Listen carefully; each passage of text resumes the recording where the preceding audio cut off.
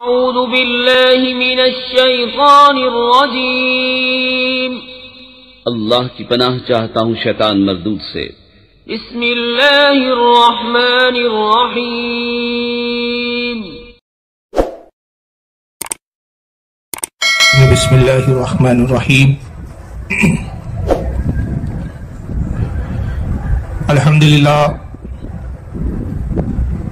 الحمدللہ رب العالمین والعاقبۃ للمتقین والصلاة والسلام علی من قال نبی آدم بین الماء والطین۔ قال اللہ تبارک و تعالی فی القرآن المجید والفرقان الحمید ان اولیاءہ الا المتقون۔ صدق اللہ العظیم، صدق صادق المصدوق، علیہ الصلاۃ والتسلیم۔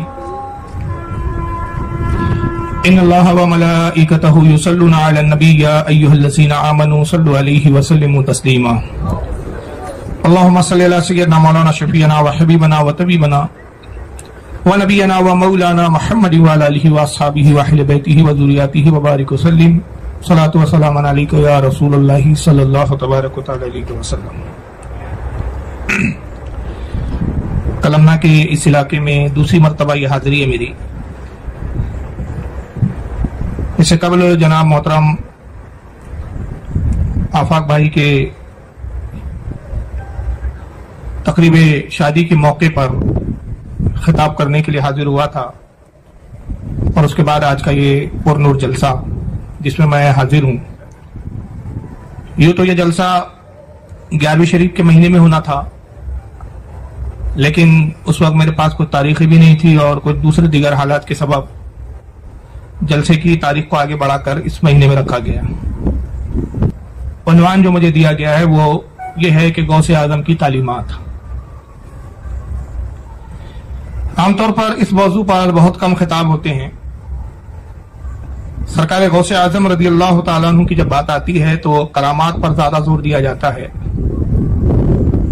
اور یہ ایک حقیقت ہے کہ سرکار غوث اعظم رضی اللہ تعالیٰ عنہ کثیر الکرامات اولیاء میں ہے، اولیاء کے سردار ہے۔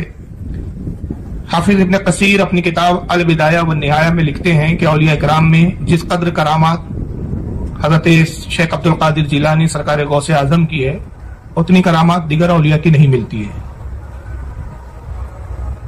اور یہی بات ابن تیمیہ نے بھی اپنی کتاب مجمع الفتاوی میں نقل کی ہے۔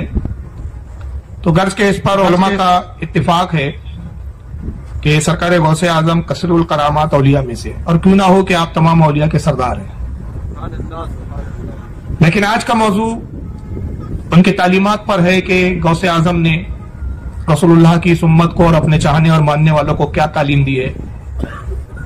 غوث اعظم رضی اللہ تعالیٰ عنہ اولیاء کرام میں وہ ولی ہے کہ جو اپنے وقت کے محدث بھی ہے، عالم بھی ہے، مفتی بھی ہے، مفکر بھی ہے۔ غرض کے بہت خوبیوں کے آپ مالک ہے، اور سب سے بڑی تو خوبی یہ ہے کہ اس پر تمام اہل سنت و جماعت کا اتفاق ہے کہ آپ کے زمانے سے لے کر، بلکہ آپ کے زمانے سے پہلے کچھ تک، تبع تابعین کے دور سے لے کر امام مہدی تک، یہ پورا زمانہ سرکار غوث اعظم کا زمانہ ہے۔ اور اولیاء کرام جتنے بھی قیامت تک آئیں گے، کوئی بھی اس وقت تک ولی نہیں ہو سکتا جب تک اس کی ولایت کی صدد پر سرکار غوث اعظم دستخط نہ فرما دے۔ اور آپ کی ولایت اور غوثیت عظمیٰ کا یہ حال ہے کہ آپ مادرزاد ولی ہے، اور مشہور ہے کہ جب آپ پیدا ہوئے، رمضان کا مہینہ تھا، جب رمضان کا مہینہ آیا تو آپ نے اپنی ولایت کا بچپن میں ہی اس طرح سے اظہار کیا کہ صبح سحری کے وقت آپ اپنی والدہ کا دودھ نوش فرماتے، اور پھر افطار تک آپ دودھ نہیں پیتے تھے۔ یہ وہ کراماتیں تھی کہ جس نے بچپن میں ہی لوگوں پر ظاہر کر دیا تھا کہ حضرت شیخ عبد القادر جیلانی رضی اللہ تعالیٰ عنہ وقت کے بہت بڑے ولی ہے، وقت کے بہت بڑے غوث ہیں۔ اور خود سرکار غوث اعظم کی کتاب ہے فتح الغیب، اس وقت میرے پاس ٹیبل پہ موجود ہے۔ فتح الغیب جو سرکار غوث اعظم نے خود تحریر فرمائی ہے، در حقیقت آپ نے جو خطبات ارشاد فرمائے، جو تقریریں کی، اس کو قلم بند کر دیا۔ اس میں خود اپنا مقام و مرتبہ سرکار غوث اعظم ان الفاظوں میں بیان کرتے ہیں۔ اس کا خطبہ نمبر 80 ہے، المقالۃ समानून, सफ़ा नंबर इसका 197 है। गौसे आजम खुद फरमाते हैं कि बैनी व बैनकुम व बैनल खल्की कुल्लिहिम बअदुम मा बैन अस्समाई वल अर्द। आप फरमाते हैं कि लोगों, मेरे और तमाम मखलूक के दरमियान उसी तरह फासला और दूरी है जैसे जमीन और आसमान के दरमियान फासला है। यानी मेरी विलायत, मेरा मकाम, मेरा दर्जा इतना बुलंद है कि जैसे जमीन और आसमान में एक तवील फासला है, वैसे ही तुम्हारे और मेरे दरमियान में फासला है। और फिर और मजीद वजाहत करते हुए आप आगे फरमाते हैं कि फला तकीसूनी बे अहादिन वला तकीसू अलैया अहदा। या फरमाते हैं कि लोगों, किसी को मुझ पर कयास मत करो और मुझे किसी पर कयास मत करो। मतलब ये मत ख्याल करो कि गौसे आजम फुला के तरह है या फुला गौसे पाक की तरह है। ना मैं तुम्हारी तरह हूं, ना तुम मेरी तरह हो। मैं तुम्हारी अक्लों से, तुम्हारी फिक्र से, तुम्हारी सोच से मावरा हूं। जहां इंसान की सोच दम तोड़ देती है, वहां से गौसे आजम के मकाम और मर्तबे की इब्तिदा होती है। और खुद इस ज़बान गौसियत के अल्फाज है कि तुम मुझे किसी पर कयास मत करो।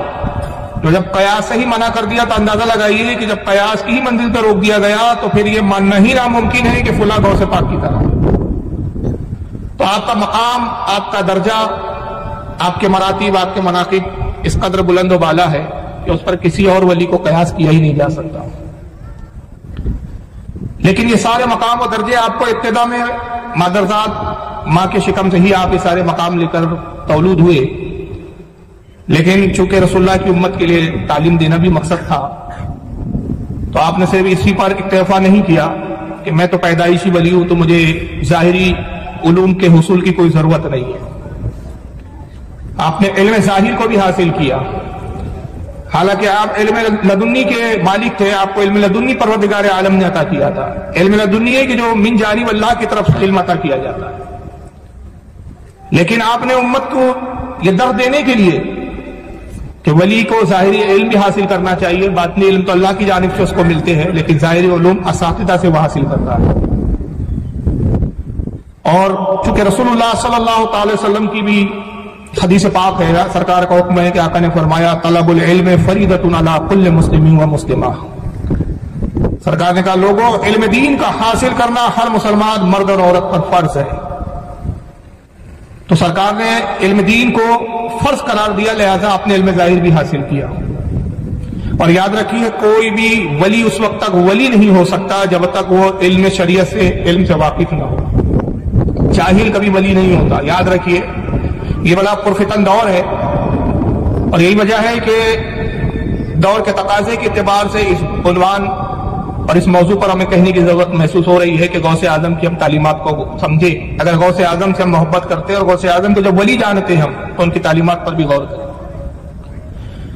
तो गौसे आजम का इल्म ज़ाहिर हासिल करना, इसमें एक बात पिना है, एक बात पोशीदा है कि आपने दर्द दिया अपने चाहने और मानने वालों को कि याद रखो, मैं इल्म ज़ाहिर इसलिए भी हासिल कर रहा हूं कि तुम जान लो कि कोई शख्स उस वक्त तक वली नहीं हो सकता कि जब वो इल्म से वाकिफ ना हो, इल्म से आरास्ता ना हो, कि जाहिल वली नहीं होता। अगर आज हमारे यहाँ हाल यह है कि हम किसी भी जाहिल को भी अपना बुजुर्ग और पीर मान लेते हैं, वली समझ लेते हैं।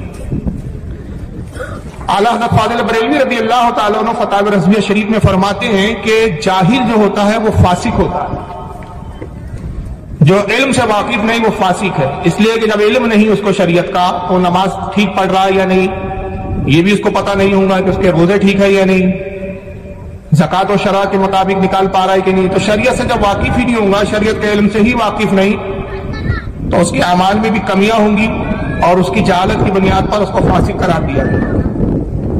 और फासिक और वली, इसमें तज़ाद है। फासिक वली नहीं हो सकता और वली फासिक नहीं हो सकता। बल्कि फताह रज़विया शरीफ में आप एक जगह यहां तक फरमाते हैं कि फुक़हा इकराम ने ये हुक्म बयान किया अपनी किताबों में, फिक़्ह की किताबों में यह मसला बाकायदा मौजूद है। और आला हज़रत फाज़िल बरेलवी ने उन किताबों के हवाले जात नकल किए फताह रज़विया शरीफ के अंदर। पुरानी 29वीं जिल्द में यह फतवा है, अभी 30 जिल्दों में फतावा रज़विया आ रही है। अभी 30 में कौन सी जिल्द में फतवा मुझे याद नहीं, मेरे मुताले में पहले 12 जिल्दें थी, 11वीं जिल्द में, 29 में 11वीं जिल्द में, माफ करें। तो पुरानी 11वीं जिल्द में यह मसला मौजूद है कि आला हज़रत फिक़्ह की बहुत सारी फुक़हा इकराम की किताबों के हवाले से बयान करते हैं कि जो फासिक है, जाहिल है, इल्म हासिल नहीं करता, تو بادشاہ اسلام پر لازم ہے کہ مسلمان ہو گیا تو اس کو علم کی طرف راغب کرے، اور اگر وہ علم حاصل کرنے میں کوتاہی کرے تو بادشاہ اس کو تعزیر کرے، یعنی اس کو سزا دے۔ تو یعنی اندازہ لگائیے کہ جہالت کتنا بڑا عیب ہے کہ بادشاہ اسلام پر کہ اگر اس کی رعایا میں کوئی مسلمان ہو کر جاہل رہتا ہے تو وہ اس کو قید کرے، اس کو تعزیر کرے، اس کو سزا دے۔ تو علم مسلمانوں کو حاصل کرنا ایک نہایت ہی ضروری امر ہے۔ یہی وجہ ہے کہ یاد رکھیے کہ جب علم حاصل نہیں ہوتا تو فاسق ہوتا ہے آدمی، تو فاسق ہے تو پھر ولی کہاں سے ہو سکتا ہے؟ ولی ہونے کے لیے علم کا ہونا ضروری ہے۔ اور ولی کے معنی کیا ہوتے ہیں؟ ولی کے معنی ہوتے ہیں اللہ کا دوست، اور ظاہر ہے اللہ تعالیٰ کسی جاہل کو اپنا دوست بنانا پسند نہیں فرمائے گا۔ بھائی دنیا میں ایک بڑے عہدیدار ہوتے ہیں، مثال کے طور پہ ایک کمشنر کا ایک عہدہ ہوتا ہے، منسٹر کا ایک عہدہ ہوتا ہے، کلیکٹر کا ایک عہدہ ہوتا ہے، بڑے بڑے دنیا میں عہدے ہوتے ہیں۔ تو یہ اپنا دوست کس کو بناتے ہیں؟ کیا کسی جاہل کو یہ دوست بناتے ہیں؟ جب ایک دنیا کا منصب دار کسی جاہل کو اپنی دوستی میں رکھنا پسند نہیں کرتا تو رب تبارک و تعالیٰ تو غنی ہے اور پروردگار عالم بے نیاز ہے کہ کسی جاہل کو اپنا دوست اور ولی بنا لے۔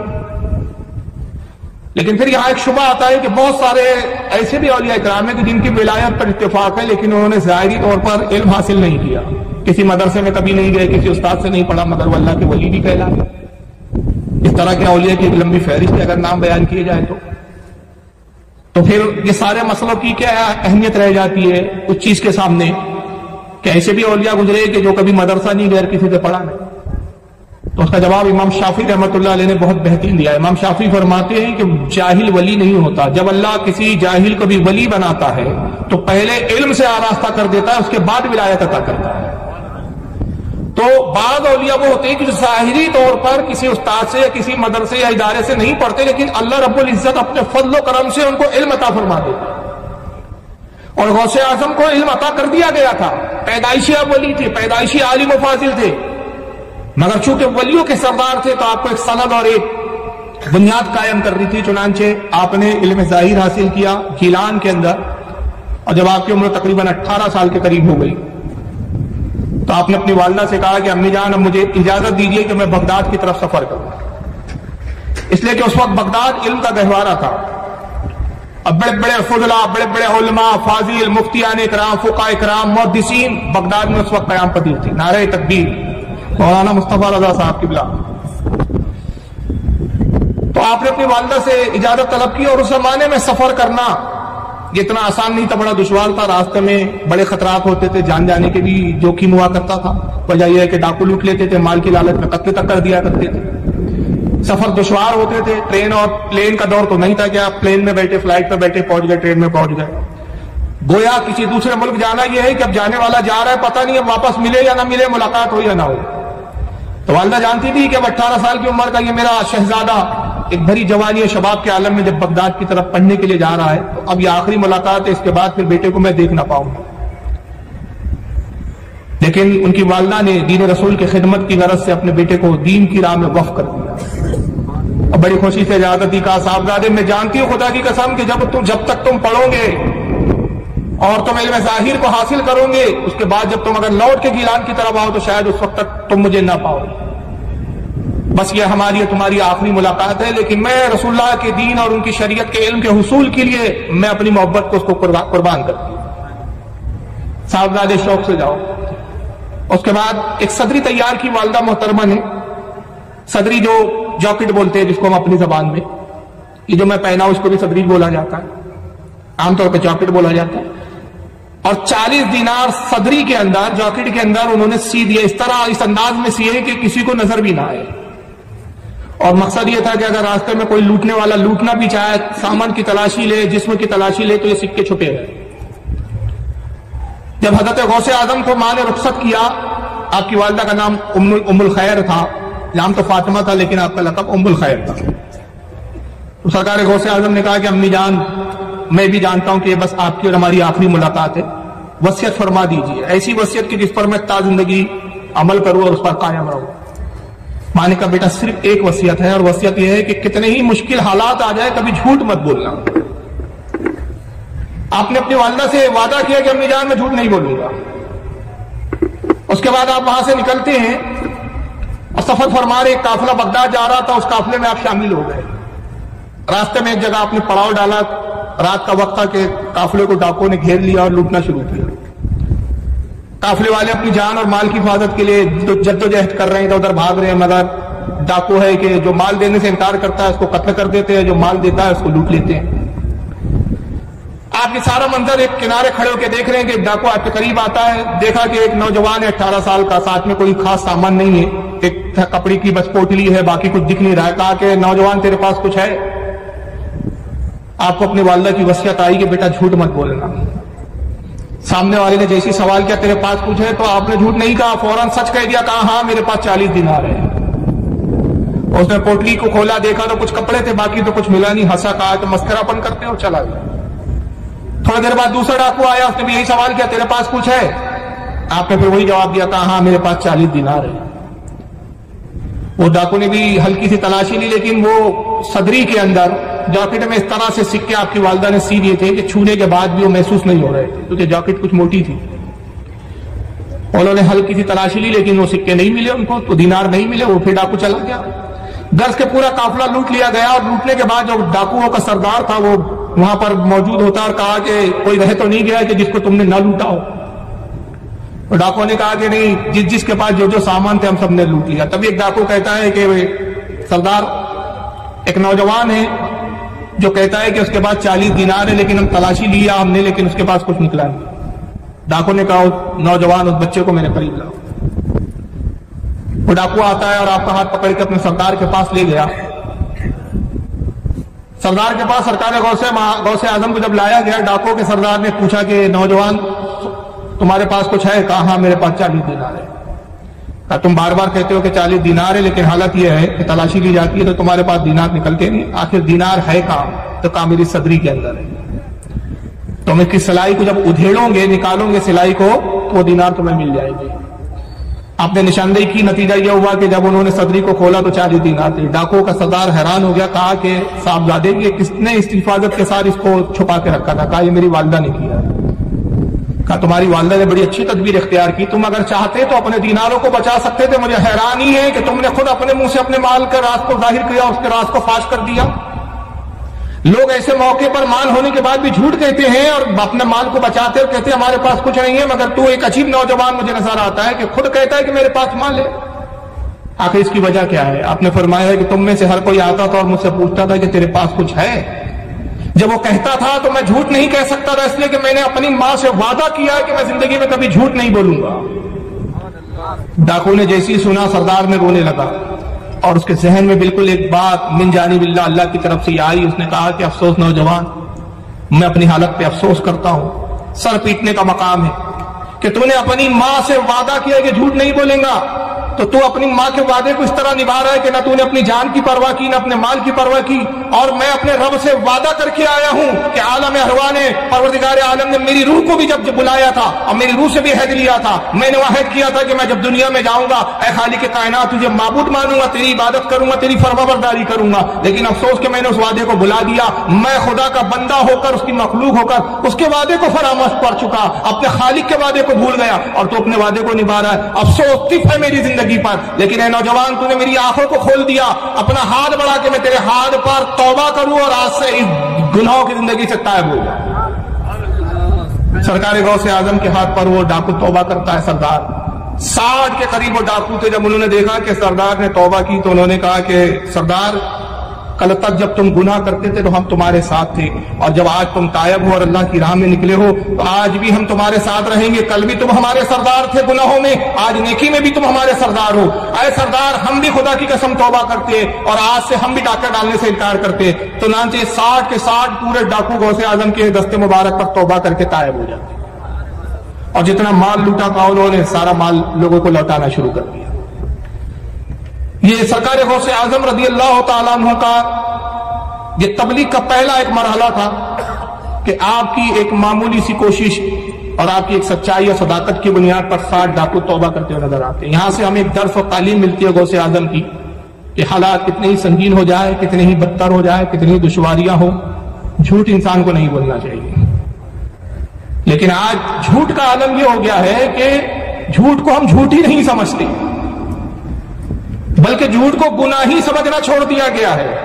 اور افسوس تو تب ہوتا ہے کہ عام انسان جو دنیا دار ہوتے ہیں وہ جھوٹ بولتے ہیں، چلیے دین کی معلومات نہیں ہے، لیکن افسوس کہ جو دین کو سمجھتے ہیں، دینداری کے دعوے کرتے ہیں، وہ اس قدر جھوٹ اور فریب سے کام لیتے ہیں، ان کو دیکھ کر عقل حیران ہو جاتی ہے کہ یا اللہ، یہ دین کو سمجھنے کے باوجود اس قدر جھوٹ بولتے ہیں کہ جھوٹ کو گویا یہ گناہ ہی نہیں سمجھتے، حالانکہ جھوٹ کا اتنا بڑا گناہ ہے۔ میں ایک حدیث آپ کے سامنے پیش کر دیتا ہوں کہ جھوٹ کے تعلق سے کتنا بڑا گناہ بتایا گیا ہے۔ موطا امام مالک میں صحیح سند کے ساتھ حضرت سیدنا امام مالک رضی اللہ تعالیٰ عنہ یہ حدیث کو نقل کرتے ہیں۔ حضرت صفوان بن سلیم ایک صحابی رسول ہے، وہ اس حدیث کے راوی، اور وہ کہتے ہیں کہ اللہ کے رسول سے پوچھا گیا، قیل لی رسول اللہ صلی اللہ علیہ وسلم، کہ اللہ کے رسول سے سوال کیا گیا، صحابہ نے عرض کیا اللہ کے نبی کیا مومن جو ہے وہ بخیل وہ ہو سکتا ہے، ڈرپوک ہو سکتا ہے؟ صحابہ نے سرکار سے پوچھا اللہ کے نبی ایسا ہو سکتا ہے کہ کوئی مومن ہو اور ڈرپوک ہو، بزدل ہو؟ قالا نعم، حضرت نے فرمایا ہاں ایسا ہو سکتا ہے۔ اس میں تعجب کی بات نہیں ہے کہ کوئی مومن ہونے کے بعد ڈرپوک ہو، بزدل ہو، اس کو خوف اور ہراس اس پہ طاری ہو جائے کسی مرحلے کو اور کسی مشکل کا مرحلے کو دیکھ کر، اس میں کوئی تعجب کی بات نہیں، مومن بزدل ہو سکتا ہے۔ پھر کہتے ہیں کہ پھر صحابہ کرام نے دوبارہ سوال کیا، اے اللہ کے نبی کیا مومن بخیل ہو سکتا ہے، کنجوس ہو سکتا ہے؟ اللہ کے رسول نے ارشاد فرمایا قالا نعم، فرمایا ہاں یہ بھی ہو سکتا ہے کہ کوئی مومن ہو اور کنجوس ہو، مال جلدی سے جیب سے نکالتا نہ ہو سکتا ہے۔ صحابہ نے پھر عرض کیا اللہ کے نبی مومن جھوٹا ہو سکتا ہے؟ قالا لا، آپ نے فرمایا نہیں، کوئی مومن ہو کر جھوٹا ہو ہی نہیں سکتا۔ تو اندازہ لگائیے کہ جھوٹ بولنا کہ مومن کی فطرت نہیں ہوتی۔ اور سرکار غوث اعظم اپنی ابتدائی تبلیغ کے مرحلے میں پہلی جو تعلیم دے رہے ہیں گویا ایک طرح سے وہ یہ کہ اگر تم میرے چاہنے والے اور ماننے والے ہو تو کیسی ہی مشکل آ جائے جھوٹ نہیں بولنا چاہیے۔ اور اس کے بعد جب آپ بغداد گئے تو اس وقت کے بہت بڑے عالم تھے، جامع نظامیہ بہت بڑا اس وقت مدرسہ اور ادارہ تھا جو بادشاہ کی طرف سے جس کے اخراجات اٹھائے جاتے تھے، اور وہاں کے جو سب سے بڑے عالم فقیہ اور محدث تھے جن کا نام تھا حضرت قاضی ابو سعید محمد مبارک بن علی مخزومی حنبلی۔ فقہ حنبلی کے یہ اس وقت کے بہت بڑے عالم اور مفتی تھے اور اپنے وقت کے پیر بھی تھے۔ غوث اعظم بعد میں انہی سے مرید بھی ہوئے، پہلے ان کی شاگردی میں آئے اور آپ ان کے مدرسے میں داخل ہوئے۔ جب مدرسے میں جا کے آپ بیٹھے کہ درس دے رہے تھے حدیث کا، سرکار غوث اعظم پیچھے جا کے بیٹھ گئے کہ درس ختم ہو تو حضرت کی بارگاہ میں جاؤں اور شاگردی کے لیے التجا کروں۔ آپ کی نظر پڑی حضرت ابو سعید محمد مبارک رضی اللہ تعالیٰ عنہ کی شاگرد کا، وہ نوجوان پیچھے جو بیٹھا اٹھا اور اس کو باہر لے جا کر پھینک دو۔ ان کے شاگرد اٹھے، ہاتھ پکڑا اور ان کو باہر لے جا کے غوث پاک کو پھینکا۔ اور انہوں نے استاد سے سوال نہیں کیا کہ حضور اس کا قصور کیا ہے اس بیچارے کا کہ آپ اس نوجوان کو کیوں اپنی مجلس سے باہر پھینکوا رہے ہیں؟ استاد کا حکم تھا، انہوں نے تعمیل کی۔ غوث اعظم اٹھے، مٹی کو جھاڑا، پھر آ کے مجلس میں دوبارہ بیٹھ گئے۔ استاد نے دیکھا کہ اے نوجوان تو پھر آ گیا، اور شاگردوں کا اٹھاؤ، پھر اس کو تھوڑے اور زیادہ دور لے جا کر پھینکا۔ شاگردوں نے پھر آپ کو ہاتھ پکڑ کے اٹھایا اور اٹھا کر آپ کو لے جا کے کچھ اور زیادہ دور پھینک کر آئے۔ پھر آپ اٹھے، مٹی جھاڑی اور پھر آ کے مجلس میں بیٹھ گئے۔ پھر استاد نے تیسری مرتبہ کہا اس کو پھر اٹھا کر پھینکو۔ 3 بار ایسا ہوا، پھر مٹی جھاڑتے ہیں، کپڑے سے مٹی کو صاف کرتے ہیں، پھر مجلس میں آ کے بیٹھ جاتے ہیں۔ اس کے بعد استاد محترم اٹھے، ممبر سے اٹھے، مجمع کو چیرتے ہوئے آگے بڑھے، پیشانی کو بوسہ دیا، ہاتھ پکڑا اور ممبر کے ساتھ اپنے بازو لا کر بٹھا دیا۔ شاگرد حیران تھے کہ کیا ماجرا ہے، ابھی تو اس نوجوان کی بڑی بے عزتی کر رہے تھے، باہر بار بار پھینکوایا جا رہا تھا، پیشانی کو بوسہ دیا، ادب کیا، احترام کیا اور اپنے ممبر پہ بازو بٹھا لیا۔ شاگردوں نے پوچھا استاد محترم آج کے اس عمل سے ہم آپ کا کوئی حکمت کا معاملہ سمجھ نہیں پائے، آخر یہ اس میں کیا حکمت ہے؟ یہ کیسا عمل تھا آپ کا کہ پہلے آپ اس نوجوان کو باہر پھینکواتے تھے اور اپنی مجلس سے آپ نکلواتے تھے، اور اب عالم یہ ہے کہ آپ احترام کر رہے ہیں۔ آپ نے فرمایا تم نہیں جانتے یہ کون ہے، میں نے ان کی نگاہوں اور اس کی پیشانی کو دیکھا، یہ وقت کا غوث اعظم ہے۔ ایک زمانہ ہوگا کہ بغداد کے ممبر پہ یہ اعلان کرے گا کہ میرا قدم تمام اولیاء اللہ کی گردنوں کے اوپر ہے۔ اور میں آج اس شخص کو آزما رہا تھا کہ جب یہ مقام و مرتبہ پا لے تو کہیں ایسا تو نہیں کہ اپنے مقام کے گھمنڈ میں اتنا چور نہ ہو جائے کہ اپنے منصب کی بنیاد پر، اپنی ولایت کی بنیاد پر ضبط کا مادہ اس میں نہ ہو۔ میں اس میں ضبط کی تعلیم دینے کے لیے یہ کر رہا تھا، خدا کی قسم میں نے دیکھ لیا کہ مقام و مرتبے کے ساتھ اس میں ضبط کا بھی مادہ ہے۔ تو یہ آزمایا بھی گیا، اور چنانچہ پھر آپ اس مدرسے میں پڑھنے لگے، اور وہاں اس مدرسے میں آپ کے بہت سارے اساتذہ تھے جن سے آپ نے تعلیم حاصل کی، اور بغداد کے مختلف استادوں سے آپ نے تعلیم حاصل کی۔ اور یہاں ظاہری طور پر آپ نے ایک درس دیا کہ علم ظاہر کے بغیر کوئی شخص ولی نہیں ہو سکتا. علم شریعت ولی کے لیے لازم و ملزوم کی طرح ہوتا ہے، جیسے علم اور ولایت لازم و ملزوم ہے. اور یہاں پر میں ایک نئی بات چھیڑنا چاہ رہا ہوں، کیونکہ ابھی اس ماحول میں ایک چیز چل رہا ہے کہ صاحب غیر سید ولی نہیں ہوتا. یہ ایک بات بڑا پروپیگنڈا کیا جا رہا ہے کہ صاحب ولی سید ہی ہوتا ہے. یہ ایک بڑی جہالت کی بات کا پرچار کر رہے ہیں، اور یہ ایسے جاہل پیر لوگ کرتے ہیں جو مسند پر بیٹھے ہوئے نظر آتے ہیں لیکن علم سے غافل ہے. کیونکہ وہی بات ہے کہ علم ظاہر سے آراستہ نہیں ہے، علم باطن کا تو سوال ہی نہیں پیدا ہوتا. جب علم ظاہر نہیں ہے تو علم باطن کہاں سے ملے گا؟ ایک بات تو یہ کی جا رہی ہے کہ صاحب سید ولی نہیں ہوتے. دوسری بات یہ کی جاتی ہے کہ صاحب در والے اور گھر والے. آج بڑے بڑے بزرگوں کا مذاق اڑا کے یہ کہہ کر مذاق اڑایا جاتا ہے ارے صاحب وہ صاحب غیر سید علماء کی اور غیر سید لوگوں کی بات مت کرو، وہ در والے ہیں، ہم گھر والے ہیں. یاد رکھیں یہی تکبر انسان کے زوال کی طرف لے جاتا ہے. سرکار غوث اعظم رضی اللہ تعالیٰ جب بغداد آئے تو آپ کو معلوم ہونا چاہیے کہ آپ کے جو زیادہ تر استاد اور اساتذہ تھے وہ سب غیر سید تھے. میں ابھی چند کے نام بھی آپ کو بتاؤں گا. اگر وہ ناموں کی ایک فہرست تیار کی جائے تو بڑی لمبی فہرست ہوگی، جس کو حافظ ذہبی نے سیار الاعلام النبالا جلد نمبر 20 صفحہ 440 پر وہ اساتذہ کی ایک فہرست بیان کی ہے. اس کو اور بھی دیگر ائمہ نے اس کو نقل کیا کہ آپ کے کون کون استاد تھے. وقت کا غوث اعظم جو تمام ولیوں کا تاجدار ہے لیکن ان کے استاد کون ہے؟ وہ غیر سید ہے. تو مجھے بتائیے اگر در والے اور گھر والوں کی جو ابھی تقسیم کا معاملہ چل رہا ہے تو غوث اعظم کو نہیں معلوم تھا کہ یہ در والے اور ہم گھر والے ہیں؟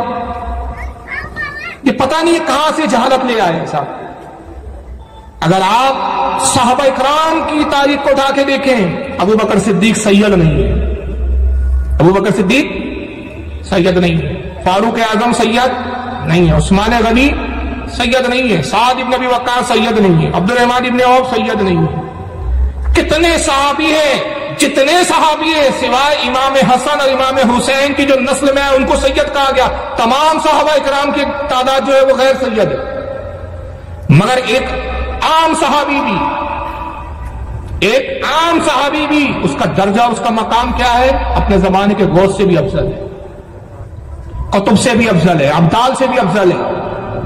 ایک صحابی جو رسول اللہ پر سب سے آخر میں ایمان لانے والا صحابی، سب سے آخر میں، وہ اپنے زمانے کے غوث اعظم سے افضل. اور تمام صحابہ میں سب سے افضل سیدنا ابو بکر صدیق. اور افضلیت کا وہ معیار، وہ عالم ہے کہ اللہ کے نبی صلی اللہ علیہ وسلم نے خود ارشاد فرمایا کہ میری تمام امت کا ایمان ایک پلے میں رکھ دیا جائے، اور ابو بکر کا ایمان ایک پلے میں، تو ابو بکر کا ایمان سب کے ایمان پر بھاری ہے. مگر ابو بکر صدیق سید نہیں ہے.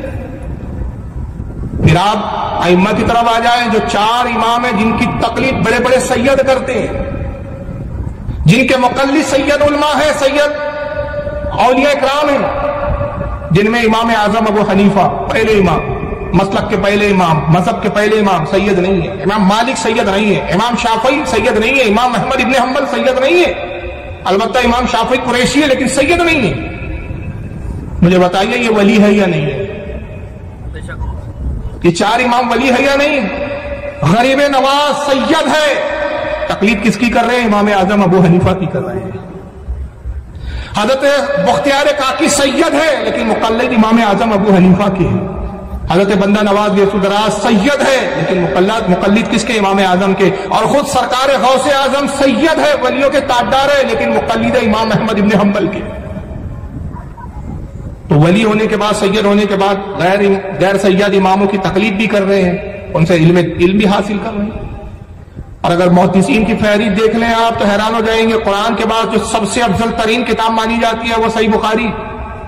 صحیح بخاری کے لکھنے والے حضرت امام محمد بن اسماعیل سید نہیں ہے، امام مسلم سید نہیں ہے، امام نسائی سید نہیں ہے، امام ترمذی سید نہیں، امام ابو داؤد سید نہیں، امام ابن ماجہ سید نہیں، امام بہقی سید نہیں، امام حاکم سید نہیں، امام بزار سید نہیں، حضرت امام ابو یعلا سید نہیں. جتنے بڑے بڑے محدثین نے کثیر تعداد، چند ایک کو چھوڑ کر ان میں سے کوئی سید نہیں ہے. مگر انہی کی حدیث کی کتابیں آج اسلام کے دین کی اساس بنی ہوئی ہے. انہی کتابوں پر آج ہماری شریعت کا معیار ہے، مگر یہ سید نہیں. سلسلہ چشتیہ پہ ذرا نظر نہ اڑائیں. سلسلہ چشتیہ میں بڑے بڑے اولیاء گزرے جو سرکار خواجہ غریب نواز کے دادا پیر ہے. غریب نواز کے کون ہیں؟ دادا پیر ہے جس میں حضرت خواجہ محمد بن ایاز، ایک سلسلہ چشتیہ میں دادا پیر ہے غریب نواز کے، سید نہیں ہے۔ حضرت ابراہیم ابن ادہم سلسلہ چشتیہ کے مشائخ میں سید نہیں ہے۔ خواجہ حضرت ممشاد سید نہیں ہے۔ حضرت خواجہ ابو اسحاق سید نہیں ہے۔ حضرت شیخ شریف زندانی سید نہیں ہے۔ خود غریب نواز کے پیر و مرشد جن سے غریب نواز مرید ہوئے، جن سے خلافت لیتے ہیں، جن کا نام ہے حضرت خواجہ عثمان ہارونی، وہ سید نہیں ہے۔ اب ایسے جاہل پیروں سے پوچھو کہ اگر سید ولی نہیں ہوتا تو یہ غریب نواز جن سے خلافت لے رہے ہیں وہ پھر ولی ہے یا نہیں ہے؟ اور اگر آپ اور آگے بڑھے سے خواجہ بختیار کاکی سید ہے، خواجہ بختیار کاکی کے جو مرید ہے حضرت بابا فرید گنج شکر، وہ سید نہیں ہے۔ حضرت سید بندہ نواز گیسو دراز سید ہے، لیکن ان کے پیر و مرشد حضرت خواجہ نصر الدین چراغ دہلوی، وہ سید نہیں ہے۔ حضرت مخدوم اشرف جہانگیر سمنانی کے پیر و مرشد کا نام ہے شیخ علاؤدین پنڈوی، شیخ علاؤدین پنڈوی سید نہیں ہے۔ یہ بڑے بڑے سید غیر سید اولیاء سے جا کے خلافتیں لے رہے ہیں، اور خود سرکار غوث اعظم کا سلسلہ قاضی اگر دیکھ لے، حضرت معروف قرقی غوث اعظم کے دادا پیروں میں سید نہیں ہے۔ حضرت سری سختی غوث پاک کے دادا پیروں میں سید نہیں ہے۔ حضرت شبلی غوث پاک کے پیروں میں ہے لیکن سید نہیں ہے۔ حضرت جنید بغدادی غوث پاک کے پیروں میں سید نہیں، اور خود غوث اعظم کے پیر و مرشد جن سے غوث اعظم خلافت لیتے ہیں، جن سے بیعت کرتے ہیں، جن سے تعلیم حاصل کرتے ہیں، حضرت ابو سعید محمد مبارک بن علی مخزومی، یہ بھی سید نہیں ہے۔ غوث پاک کا پیر سید نہیں ہے، تو ان سے پوچھو کہ اگر سید ولی نہیں ہو سکتا تو پھر یہ غوث پاک کا سلسلے میں تو کیا کر رہا ہے بھائی؟ یہ سلسلے میں تو سب غیر سید بیٹھے ہوئے کئی۔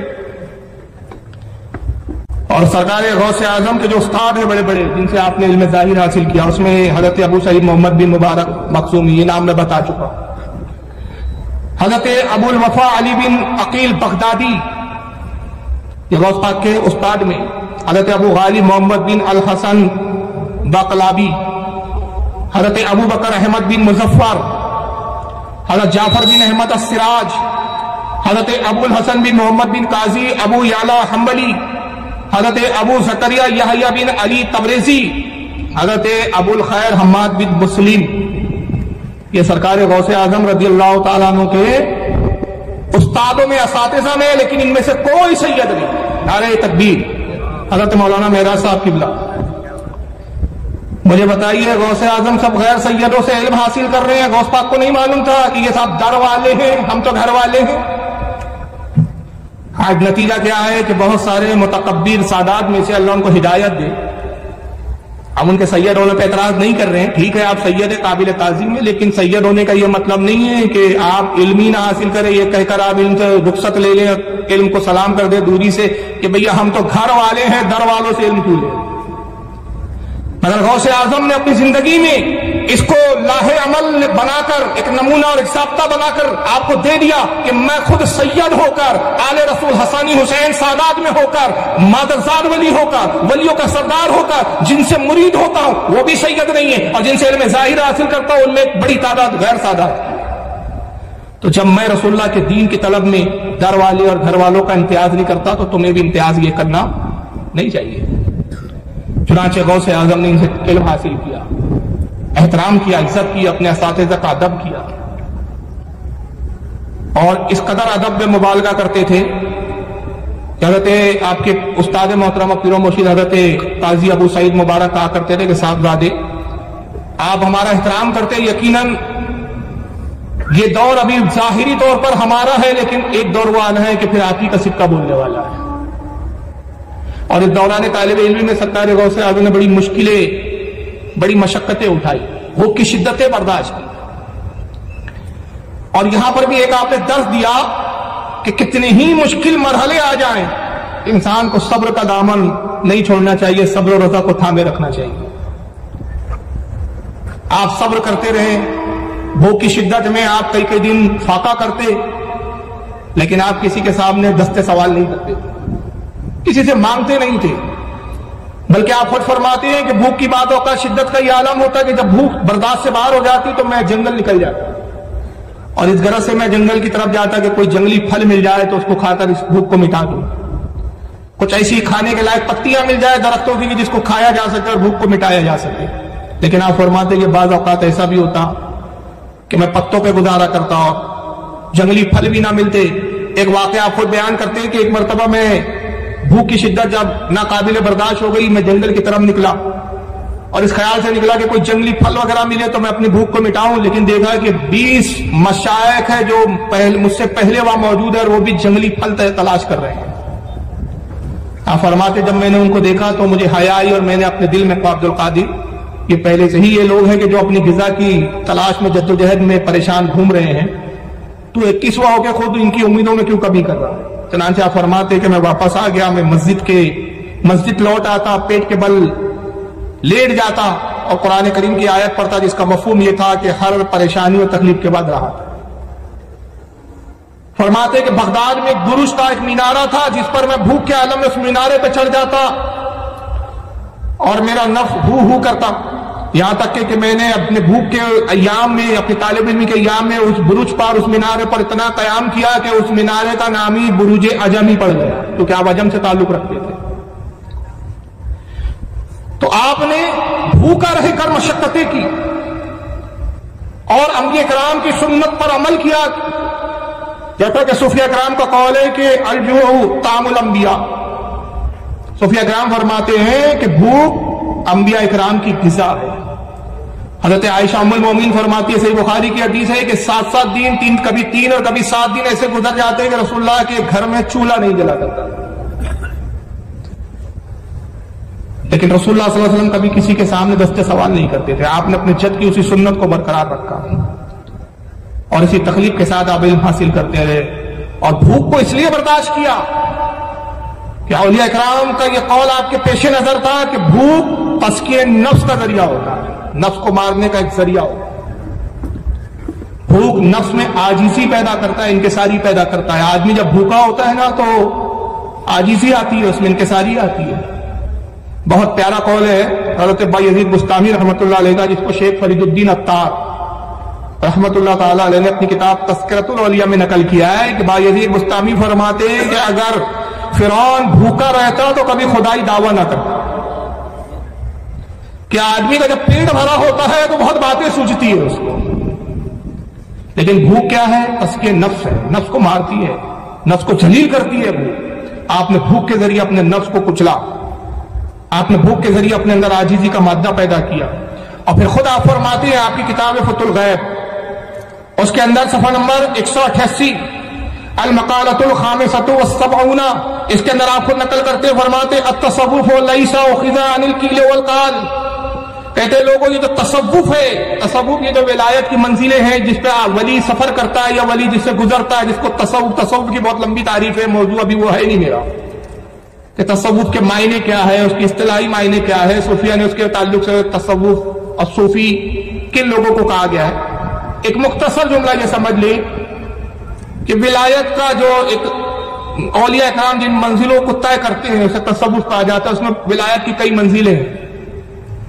آپ فرماتے کہ جو تصوف ہے، یہ جو منزلیں ہم نے طے کی ہے، یہ ہم نے ہر کس کیلو کال سے نہیں دیا۔ کیلو کال مطلب اس نے کہا، اس نے سنا، اس نے بیان کیا، اس سے روایت، اس سے روایت، اس سے نہیں لیا ہم نے، بس سنی سنائی، جسے ہمارا حال ہے کہ ہم سن لیتے ہیں، خوش ہو جاتے ہیں، انہوں نے کہا، انہوں نے سنا، ابل کوڑی بھرتا نہیں۔ تو سننے سنانے سے ہم نے کیلو کال سے تصوف کو حاصل نہیں کیا، بلکہ کیسے حاصل کیا؟ وَلَقِنْ أُخِذَ عَنِ الْجُوعِ وَقَطْعِ الْمَأْلُوفَاتِ وَالْمُسْتَحْسَنَاتِ، کہتے ہیں کہ ہم نے بھوک سے، بلکہ بھوک سے اور پسندیدہ اور محبوب چیزوں کے چھوڑ دینے سے تصوف کو حاصل کیا۔ اس چیزوں کو ہم نے پہلے چھوڑا جو ہمیں محبوب ہے، جو چیز ہمیں پسند ہوتی ہے ہم اس کو پہلے ترک کر دیتے ہیں۔ اس کی مثالوں میں بہت زیادہ باتیں کی جا سکتی ہیں، میں چھوٹی سی مثال دیتا ہوں۔ بایزید بستانی رحمۃ اللہ تعالی علیہ ایک مرتبہ آتے ہیں قصاب کے پاس، گوشت کاٹنے والے کے پاس، اور کہتے ہیں کہ مجھے ایک بڑا سا گوشت کر لو، تھوڑا دو، جس کا وزن کم سے کم 1 کلو 1.5 کلو کے قریب ہو۔ اس زمانے میں سیر چلتے تھے، کہا 1 سیر 1.5 سیر کے برابر ہو۔ اس نے گوشت کا ٹکڑا توڑا دے دیا۔ آپ نے پیسے دینے چاہا، اس نے لینا نہیں چاہا، آپ نے کہا نہیں یہ پیسے تم رکھو، میں مفت میں یہ گوشت نہیں لوں گا۔ بایزید بستانی نے اس کو پیسہ دیا، گوشت کو اٹھایا، چلتے بنے۔ اور قصاب اپنے جو خادم اور نوکر تھا جو گوشت کاٹنے میں اس کی مدد کرتا تھا، اس سے کہا کہ جانتا یہ کون ہے؟ کہا نہیں۔ کہا یہ بایزید بستانی ہے، بہت بڑے اللہ کے ولی ہے، جا ان کا پیچھا کر اور دیکھ کہ یہ گوشت کا کرتے کیا ہے۔ اس نے کہا گوشت کا کریں گے کیا؟ گھر جائیں گے، پکائیں گے، کھائیں گے، اس میں کیا دیکھنا ہے؟ کہا نہیں تو نہیں جانتا، اصل میں زندگی میں آج تک یہ میری دکان پر کبھی آئے نہیں. یہ پہلا اتفاق ہے کہ بھائی یزید کو میں نے اپنی دکان پر گوشت لیتے ہوئے دیکھا ہے، وہی میں دیکھنا چاہتا ہوں کہ یہ شخص زندگی میں کبھی آیا نہیں، آخر زندگی میں پہلی بار گوشت لیا تو گوشت کا کرنا کیا چاہتے ہیں، جہاں دور دور رہنا اور اتنے دور سے ان کو دیکھنا کہ ان کی نظر تجھ پر نہ پڑے.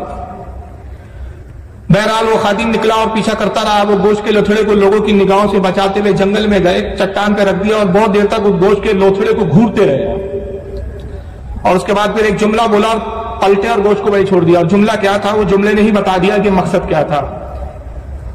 آپ کہتے ہیں کہ اے نفس، اپنے نفس سے مخاطب ہو رہے، کہتے ہیں نفس 40 سال ہو گئے میں نے تجھے اس سے محروم رکھا، مگر آج تو صبح سے بار بار اچھل رہا ہے اور کہتا ہے کہ گوشت کھانا ہے، گوشت کھانا ہے. دیکھ لیا گوشت کو، خدا کی قسم میں آج بھی تیری خواہش پوری نہیں کروں.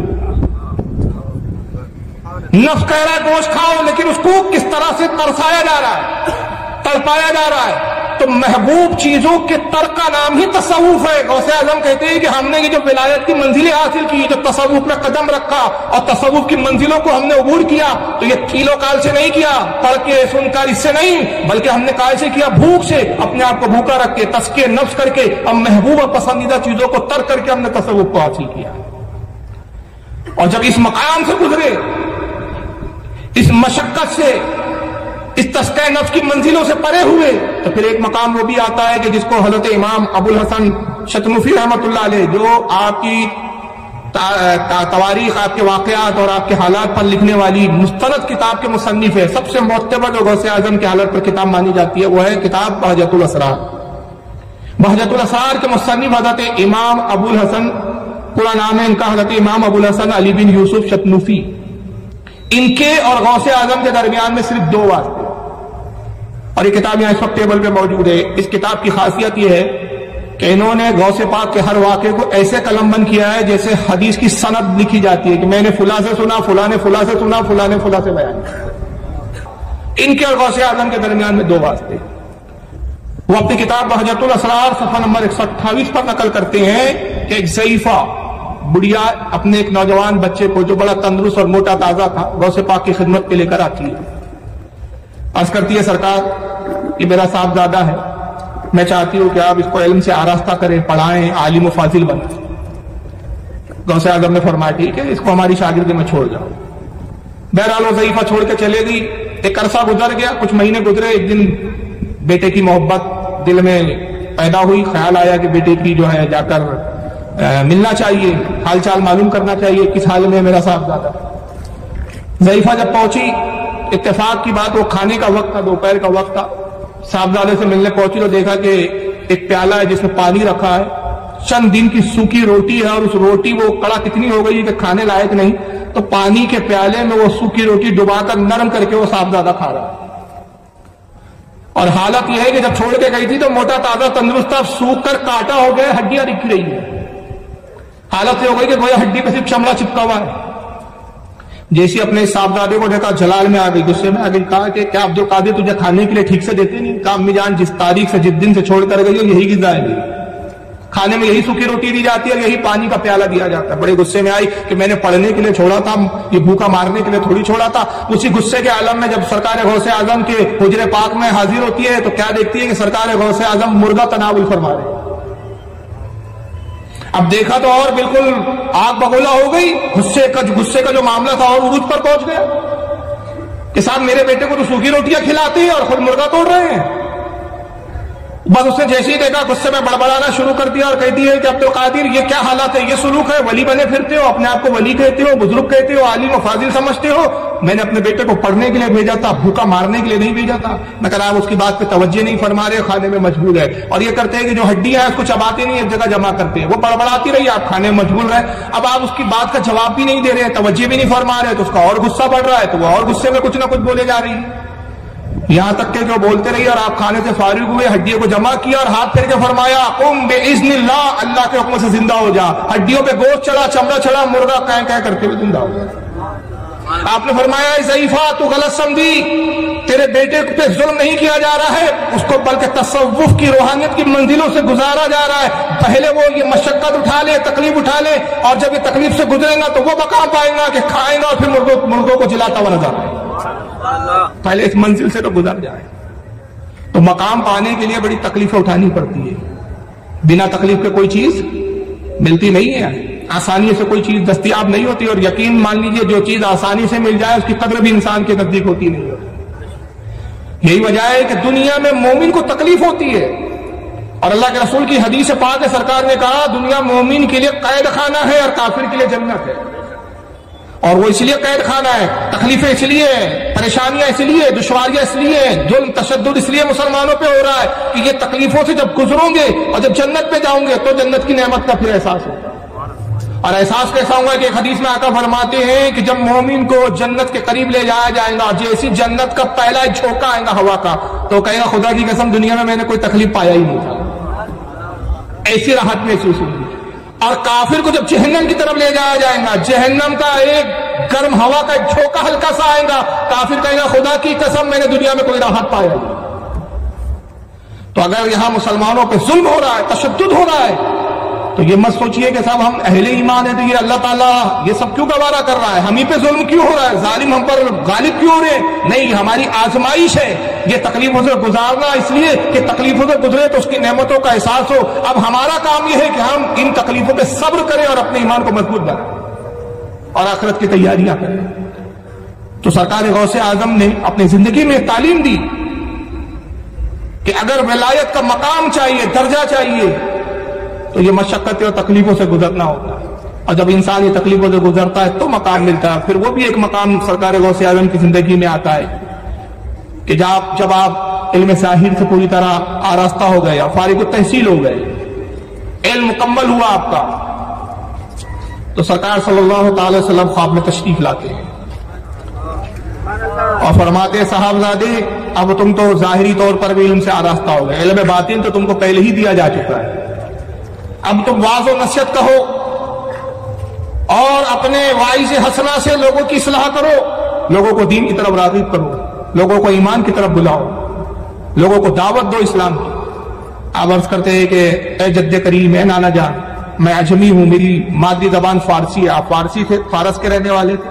گیلان جو علاقہ جس کو جیلان کہتے ہیں، یہ فارس کا شہر ہے. فارس جو ایران کا شہر ہے، جس کو اب ایران کہا جاتا ہے. وہاں کی جو زبان تھی وہ زبان کون سی تھی؟ فارسی تھی. اب فارسی مادری زبان تھی آپ. اور یہ جو تھا بغداد یا عراق میں، یہاں کی زبان جو تھی مادری زبان یہاں کے لوگوں کی عربی تھی. آپ عرض کرتے ہیں کہ اے جد کریم، اے میرے نانا جان، یہاں عربی بولی جاتی ہے، یہاں فصیح بلیغ خطبہ اور علماء اور فضلاء ہیں، ان کے سامنے مجھے بولنے میں ہچکچاہٹ ہوتی ہے. یہ اہل زبان ہے، میری زبان کو پکڑ لیں گے، میری زبان میں خامیاں نکالیں گے. یہی وجہ ہے کہ میں ہچکچاتا ہوں کہ ایسے فصیح و بلیغ زبان کے جاننے والوں کے بیچ کیسے واعظ و نصیحت کا سلسلہ شروع کریں. اللہ کے نبی صلی اللہ علیہ وسلم نے کہا صاحبزادے اپنے منہ کو کھولو. خواب میں یہ منظر دیکھ رہے ہیں، غوث اعظم نے منہ کو کھولا، اللہ کے نبی نے 7 مرتبہ اپنا لعاب دہن عطا فرمایا. آپ اپنا لعاب نکالتے ڈالتے کہتے صاحبزادے اور لو، 1 بار 2 بار 7 بار آپ نے لعاب. اس کے بعد جب آپ صبح بیدار ہوئے تو فرماتے ہیں کہ رسول اللہ کے لعاب کی چاشنی میں اپنے منہ میں محسوس کر رہا تھا، لیکن اب بھی مجھ میں اتنی ہمت پیدا نہ ہوئی. ارادہ تو ہوا کہ میں اب خطاب شروع کروں، لیکن ہمت نہیں ہو پا رہی تھی. اسی کشمکش میں دن گزر گیا. رات میں دیکھتے ہیں کہ حضرت مولا کائنات علی مرتضیٰ رضی اللہ تعالیٰ عنہ خواب میں تشریف لاتے ہیں. کہتے ہیں صاحبزادے کیا تمہارے جد تمہارے نانا کا حکم کافی نہ تھا کہ مجھے آنا پڑا؟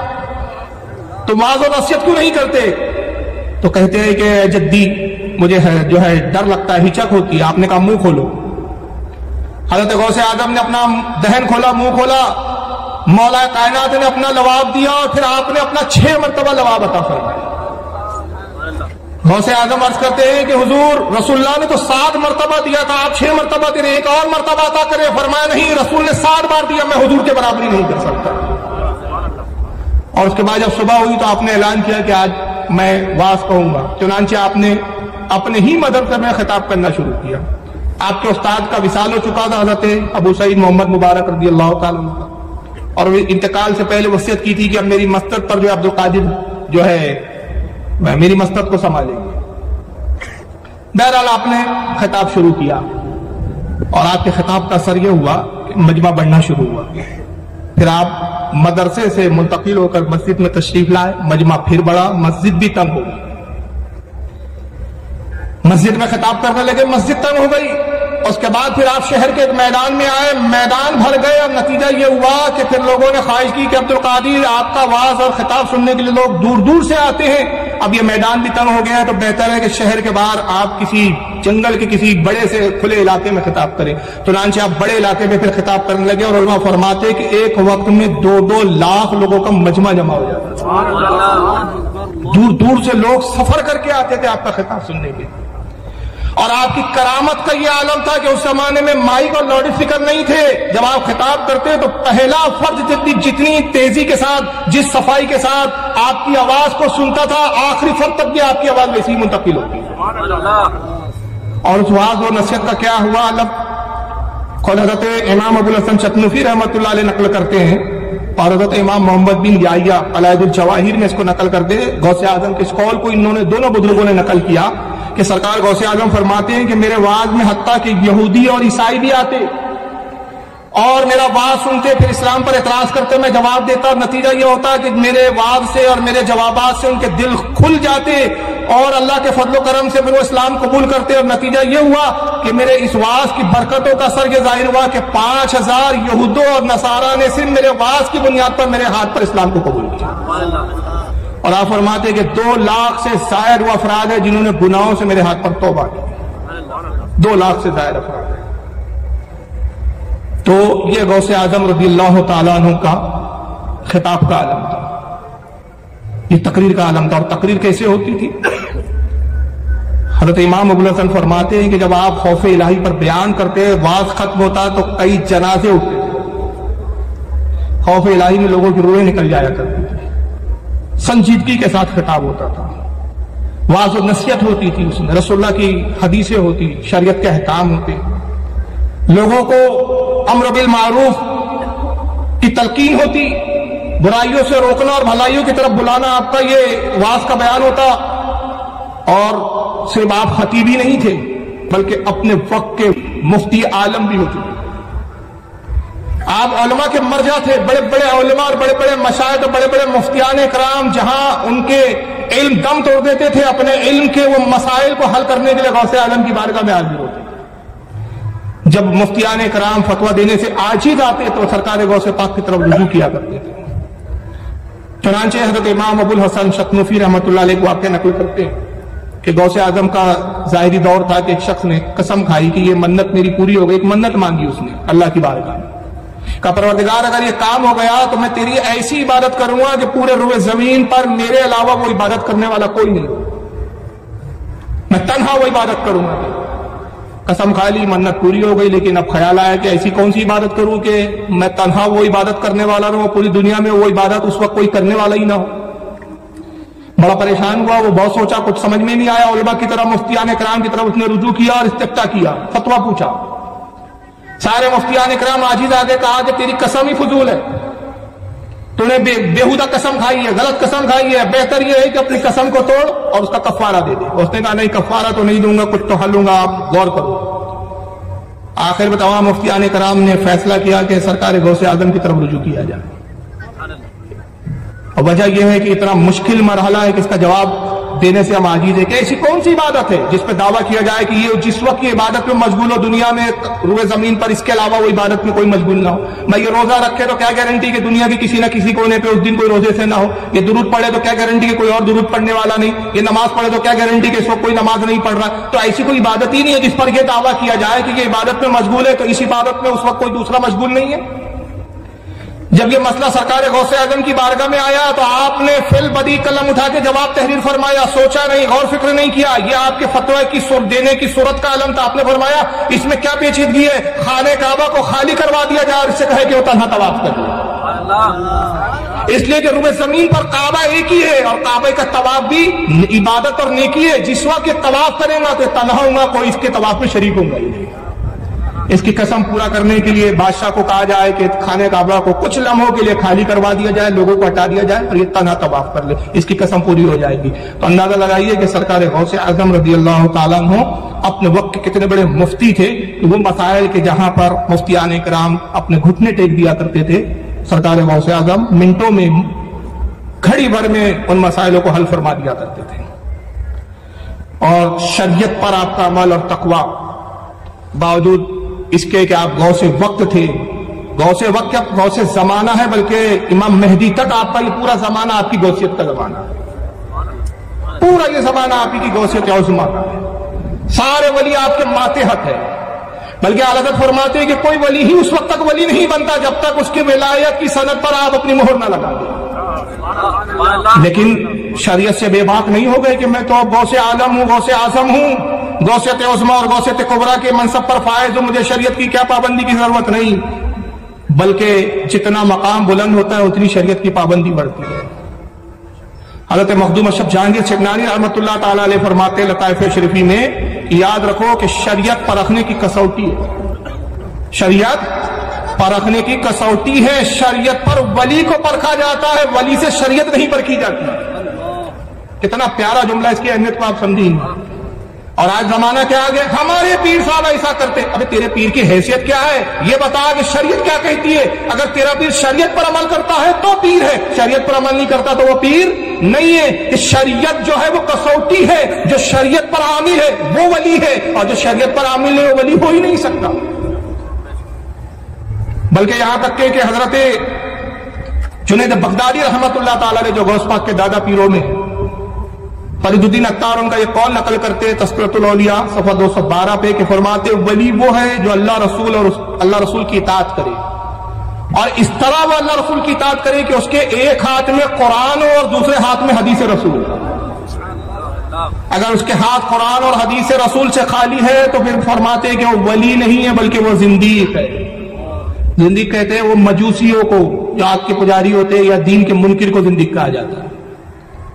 مگر یہ زمانہ بڑا عجیب ہو گیا ہے صاحب، شریعت پہ ولی نہیں پرکھے جا رہے، ولی صاحب ایسا کرتے اس لیے جائز ہے، اور ولی صاحب کر کے ایسے ایسے ولی پیدا ہو گئے، ایسے ایسے پیر پیدا ہو گئے کہ نیٹوں پہ ویڈیو دیکھ کر آدمی حیران ہے۔ بیچ میں ایک پیر صاحب کو دیکھا لڑکیوں سے چپتے ہوئے رہتے جاتے، عورت چمٹو پیر صاحب ہے، ولی صاحب ہے، قوالی ہو رہی ہے صاحب، ہزاروں لاکھوں کے نوٹ داڑھی منڈے قوالوں پہ نثار کر دے رہے ہیں صاحب، پیر صاحب ہے صاحب، کرامت ہے ان کی۔ اور ایک عجیب نیا فیشن چلا، پھولوں کے اندر ہی دفن ہو جا رہے ہیں گردن تک، دیکھ ہوں گے اس طرح کی ویڈیو ہے، اتنے گلاب کے پھول ڈالے کہ پیر صاحب کی گردن دکھ رہی ہے باقی کچھ دکھ ہی نہیں رہا ہے۔ کیا ہے صاحب، یہ پیر ہے، یہ ولی ہے ہمارے حضرات۔ ارے کیا کرامت کیا ہے آپ کے حضرت کی؟ بھائی اتنے بڑے پیر صاحب ہیں کہ صاحب عورتیں پیر دباتی ہیں، بڑے بڑے سیٹ مرید ہے۔ مولانا روم فرماتے ہیں کہ یہ ولی نہیں ہے بلکہ کیا ہے، کارے کارے شیطان می کنت نامش ولی گر ولی ایس تو لعنت بر ولی۔ کام شیطان کے کرتا ہے اور کہتا ہے کہ میں اللہ کا ولی ہوں، اگر یہی ولی ہے تو فرماتے کہ ایسے ولی پر پھر اللہ کی لعنت ہے۔ کام تو شیطان کے کرتا ہے۔ یاد رکھیے شریعت راستہ ہے، یہ اعلیٰ حضرت کا قول ہے۔ اعلیٰ کیا فرماتے، بڑی پیاری تشریح کی ہے آپ نے اس کی، شریعت راستہ ہے، طریقت سواری ہے۔ شریعت راستہ ہے، طریقت سواری ہے، حقیقت نشان منزل ہے اور معرفت منزل مقصود ہے۔ تو جب تک شریعت کے راستے پر نہیں چلیں گا نشان منزل تک پہنچیں گا ہی نہیں، معرفت کی منزل تک نہیں پہنچیں گا۔ آگے آ جائیے بھائی، تھوڑا سا پیچھے کچھ لوگ کھڑے ہوئے ہیں۔ تو سرکار غوث اعظم چونکہ ولیوں کے سردار تھے اس لیے شریعت پر بھی سب سے بڑھ کر آپ کاربن تھے اور شریعت پر فائز تھے۔ یہاں تک کہ لکھا گیا کہ ایک مرتبہ آپ سفر میں پیاس کی شدت محسوس ہوتی ہے، اچانک کالے بادل چھاتے اور بارش ہونا شروع ہوتی ہے، یہاں تک کہ زمین پوری جل تھل ہو گئی۔ آپ نے کچھ پانی کو نوش فرمایا، پھر وہ کالے گھنے بادل چھٹے اور ایک نور ظاہر ہوا، ایک روشنی بڑی تیز، اتنی تیز روشنی کہ آنکھیں چندی آ جائے، اور نور سے آواز آتی ہے، عبد القادر میں تیرا رب ہوں، عبد القادر میں تیرا رب ہوں، اور عبد القادر تجھے خوشخبری ہے کہ میں تیری عبادت اور ریاضت سے بڑا خوش ہوا، جتنے حرام کام تھے سب میں نے تجھ پر حلال کر دیے، نعوذ باللہ، حتیٰ کہ میں نے تجھ پہ آج سے نماز بھی معاف کر دی۔ جیسی یہ نور سے آواز آئی آپ پر ہم ہوتے تو خوش ہو جاتے، ارے واہ یار کمال ہو گیا بھائی، اللہ راضی ہو گیا، یہ نور ہے، اللہ تو نور ہے، قرآن میں اللہ نے فرمایا اللہ نور السماوات والارض، اللہ زمین و آسمان کو نور ہے، نور ہے، اللہ تو نور، روشنی آئی، ظاہر ہو گیا، آواز ہو گئی، بھائی اب ہو گیا، اللہ نے کہہ دیا، بشارت دے دی آج سے نماز معاف، سارے حرام حلال ہو گئے، مگر وہ غوث اعظم تھے، آپ نے فرمایا لا حول ولا قوت الا باللہ العلی العظیم، جیسی لاہور پڑا سارا نور دھوا ہو۔ کون تھا وہ؟ ابلیس، شیطان۔ آواز آئی عبد القادر آج تجھے تیرے علم نے بچا دیا۔ دیکھیے دوسرا حملہ تھا، ہم ہوتے تو اپنے علم پہ گھمنڈ کرتے، کہتے ہاں دیکھا نا ہوں نا میں بھی عالم ہوں کہ نہیں، علم رکھتا ہوں کہ نہیں، لیکن غوث اعظم سے کم مردود پھر دھوکہ دیتا ہے، مجھے میرے علم میں نہیں میرے اللہ نے بچایا، یہ میں فضل خدا بندی قدوس سے بچا ہوں۔ نور سے آواز کیا آتی ہے۔ اب یہ جملہ بہت خاص ہے تاریخی، یہ واقعے کا خاص جملہ حصہ ہے۔ کہتا عبد القادر اب تک تو میرے قابو میں نہیں آیا، خدا کی قسم اسی طریقے سے 70 ابدالوں کو اب تک گمراہ کر چکا ہوں۔ کن کو گمراہ کر چکا ہوں؟ عام مسلمان کو نہیں کہہ رہا ہے وہ، مسلمانوں کو گمراہ کر چکا ہوں 70 ابدالوں کو۔ تو اندازہ لگائیے کہ کتنا بڑا ازلی دشمن ہے وہ انسانوں کا، کہ جب 70 ابدالوں کو گمراہ کر دے تو آج کے پیر صاحب کس کھیت کی مولی ہے؟ تو اب اگر کوئی سنترا نکالے تو ولی مت سمجھو آپ، بھائی سنترا نکال دیا حضرت نے، انگوٹھی نکال دیے، ہاتھ میں سے انگوٹھی دے دیے، بھلا کر دیے، پیٹ پہ ہاتھ لگائے تو پتھری باہر آ گئی، بہت بڑے ولی ہے۔ یہ معیار نہیں ہے، بلکہ معیار کیا ہے؟ شریعت پر پابند ہے یا نہیں۔ یہاں تک کہ بزرگان دین فرماتے ہیں، کئی بزرگوں نے اقوال نقل کیے ہیں کہ اگر کسی کو پانی پہ چلتا ہوا دیکھو ولی نہ سمجھو، کسی کو ہوا میں اڑتا ہوا دیکھو ولی نہ سمجھو، جب تک یہ نہ دیکھ لو کہ رسول اللہ کی شریعت پر پابند ہے یا نہیں۔ تو معیار کیا ہے؟ رسول اللہ کی شریعت۔ اور اس واقعے میں خاص بات ہے، دیکھیے یہاں غوث اعظم نے ایک تعلیم دی، جب ان سے پوچھا گیا، ابن تیمیہ نے اس کو لکھا ہے۔ خاص بات ہے کہ اس واقعے کو سنیوں نے تو لکھا ہی ہے، اہل سنت کے شاہ عبداللہ مودودی سے دہلوی نے اخبار الاخیار میں لکھا ہے، امام ابو الحسن شتنوفی نے بہجت الاسرار میں لکھا ہے، قلائد الجوار میں حضرت امام محمد یحییٰ تاسفی نے لکھا ہے، اس کو بہت سارے علماء نے لکھا، لیکن ابن تیمیہ نے بھی اپنے فتاوے میں جلد 1 صفحہ 172 پر لکھا۔ اور ابن تیمیہ جو غیر مقلدوں کے بہت بڑے علامہ ہے، وہ کہتے ہیں کہ پھر غوث اعظم سے پوچھا گیا کہ حضور آپ نے کیسے جانا کہ یہ شیطان ہے، آپ کو کیسے پتا چلا؟ آپ نے کہا صرف ایک بات سے، میرے آقا پر جب حرام حلال نہ ہوا تو میں تو اپنے نبی کا غلام ہوں، مجھ پر حرام حلال کیسے ہوا؟ تو یہاں سے ایک بات پتا چلی، بھائی نماز کیوں نہیں پڑھتے پیر صاحب؟ نہیں ہم پر معاف ہے۔ تو کون ہے؟ تیری اوقات کیا ہے کہ تجھ پہ نماز معاف ہے؟ کچھ تو پھر ایسے نہیں نماز کیوں نہیں پڑھتے پیر صاحب؟ ارے بھائی نماز وہ لوگوں کے لیے، ہم تو ولایت کی اس منزل پر ہے کہ یہ زمین یا مسجد ہمارے لیے نہیں ہے، ہم تو خانے کعبہ میں جا کے نماز پڑھتے ہیں۔ اچھا بھائی خانے کعبہ میں پڑھتے، بھائی پاس کی مسجد پہ چلنا نہیں ہو رہا، آپ صرف خانے کعبہ اتنی دور جا رہے ہیں، روز جا رہے ہیں، 5 وقت جا رہے ہیں، اور یہ بتائیے ظہر میں نکلے تو وہاں کون سا وقت ہے؟ وہاں ظہر پڑھنے گئے کہ کون سی نماز پڑھنے گئے؟ وہاں تو ٹائم الگ ہو گیا، وہاں تو نماز کا بھی وقت ہے، تو آپ ظہر ادا کر رہے تھے کہ اثر ادا کر رہے تھے؟ بلکہ غوث پاک کا یہ قول مشہور ہے کہ آپ فرماتے ہیں کہ جو بے نمازی ہے اس کو ہمارے قبرستان میں دفن کرنا۔ اللہ اکبر۔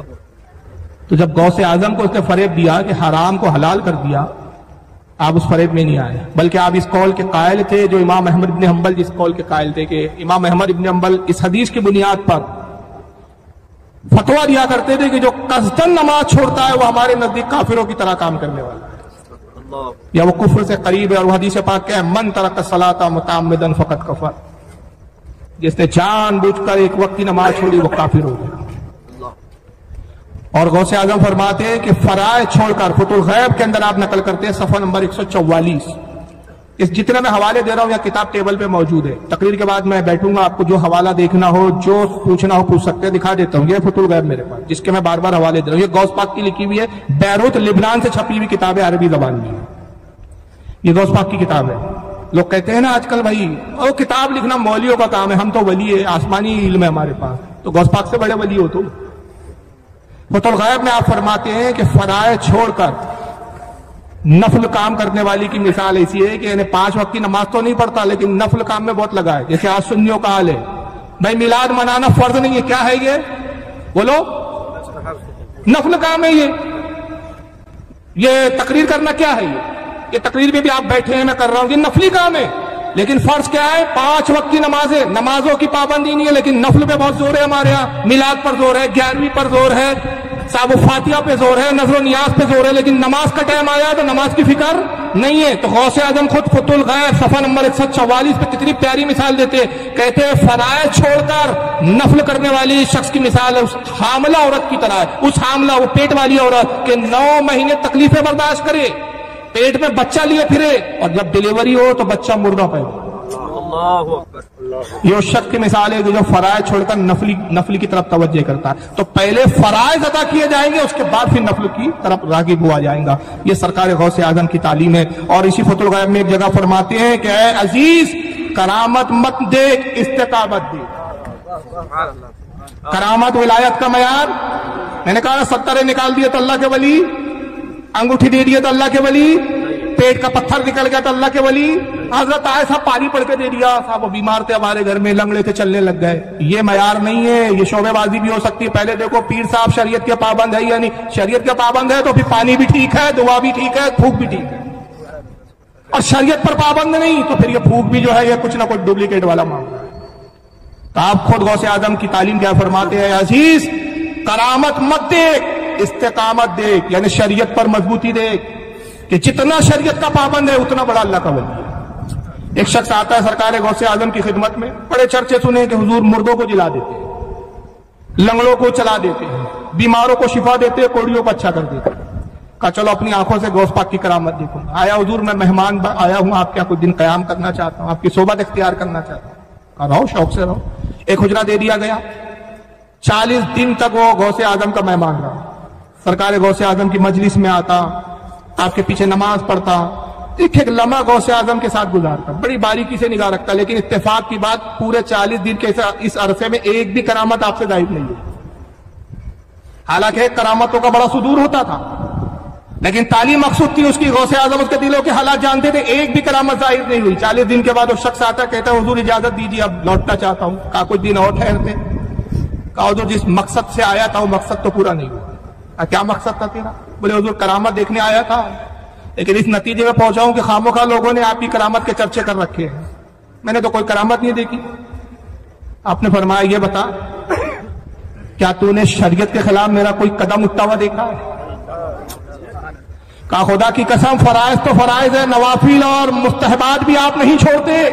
خدا کی قسم آج تک میں نے ایک قدم آپ کا شریعت کے خلاف اٹھتا ہوا نہیں دیکھا. آپ نے فرمایا عزیز، شریعت پر عمل کرنا یہی میری سب سے بڑی کرامت ہے. تو حقیقی کرامت کیا ہے؟ بولو، شریعت پر عمل کرنا. یاد رکھیے کرامت دھوکہ بھی دیتی. آپ کی اہلیہ تھی، آپ کی بیوی، اور آپ کے صاحبزادے تھے حضرت ابو محمد عبد الجبار. ان کی ابو محمد ان کی کنیت تھی، عبد الجبار نام تھا. غوث اعظم کے صاحبزادے تھے.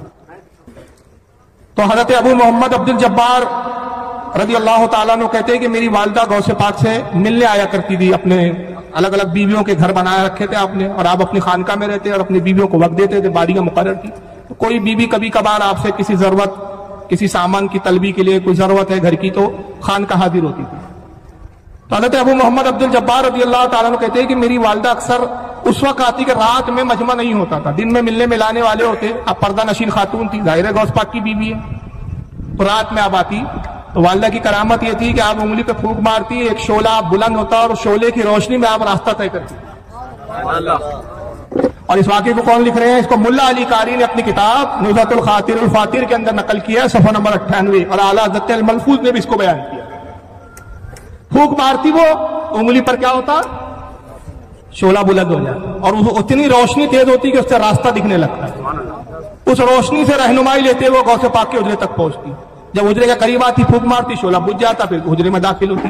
لیکن اتفاق کے کئی دن تک یہ معاملہ رہا. غوث پاک کو ظاہری طور پر اس کی خبر نہیں تھی.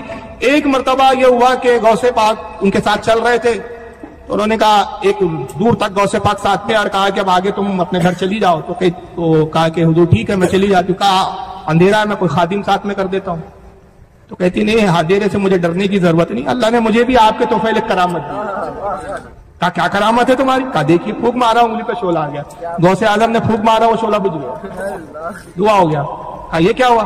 کہا نیک بخت، وہ شعلہ تیری کرامت نہیں ہے، یہ ابلیس کی طرف سے، اور تو سمجھ نہ سکی کہ یہ رحمانی شعلہ نہیں ہے، اللہ کی طرف سے نہیں، یہ ابلیس کی کارستانی ہے. پھر اس کے بعد آپ نے پھونک ماری، دوبارہ روشنی نور ظاہر ہوا. کہ آپ یہ رحمانی نور ہماری طرف سے لے. اب میں بتانا یہ چاہتا اس واقعے سے کہ غوث اعظم کی بیوی ہے، تو آج کا پیر اور آپ اور ہم کس کھیت کی مولی ہے؟ تو کرامت کبھی معیار نہیں ہو سکتا، بلکہ استقامت، شریعت کی پابندی، یہی اصل چیز ہے. اور باوجود غوث اعظم، کرامت پہ تو میں ذکر ہی نہیں کر رہا کیونکہ آج کا موضوع کرامت نہیں ہے، ورنہ کرامت تو اتنی ہے کہ پھر بیان کرتے کرتے یہ رات ایک کیا کئی راتیں کم پڑ جائے ہماری۔ تعلیمات پر ہم بات کر رہے ہیں تو یہ تعلیمات ہی غوث پاک نے کہ استقامت دیکھو، کرامت مت دیکھو۔ اور دوسری چیز آپ نے عاجزی اور انکساری، عاجزی اور انکساری کا یہ عالم تھا، جبکہ تھوڑا سا اگر کسی کو پاور آ جائے نا تو صاحب وہ کنٹرول میں نہیں آتا کسی کے، پھر تو کسی کے باپ سے نہیں سمجھتا۔ مگر غوث اعظم تمام بلیوں کے تاجدار، صاحب کرامت، مگر اس کے باوجود بہت عاجزی تھی۔ اور عاجزی کیوں تھی؟ عاجزی اس لیے کہ ولی میں عاجزی ایک ہنر ہوتا ہے۔ یاد رکھیے بزرگان دین فرماتے ہیں کہ عاجزی حضرت آدم علیہ السلام کی وراثت، یہ حضرت آدم کی سنت ہے۔ عاجزی کیا ہے؟ اگر عاجزی نہ ہوتی تو توبہ نہ کرتے، توبہ کی اور توبہ کی تو پھر جنت سے آئے تو جنت کی طرف لوٹ گئے۔ عاجزی حضرت آدم کی سنت ہے، اور گھمنڈ اور غرور کس کا طریقہ ہے؟ یہ ابلیس کا طریقہ ہے، آج تک اڑا ہوا ہے۔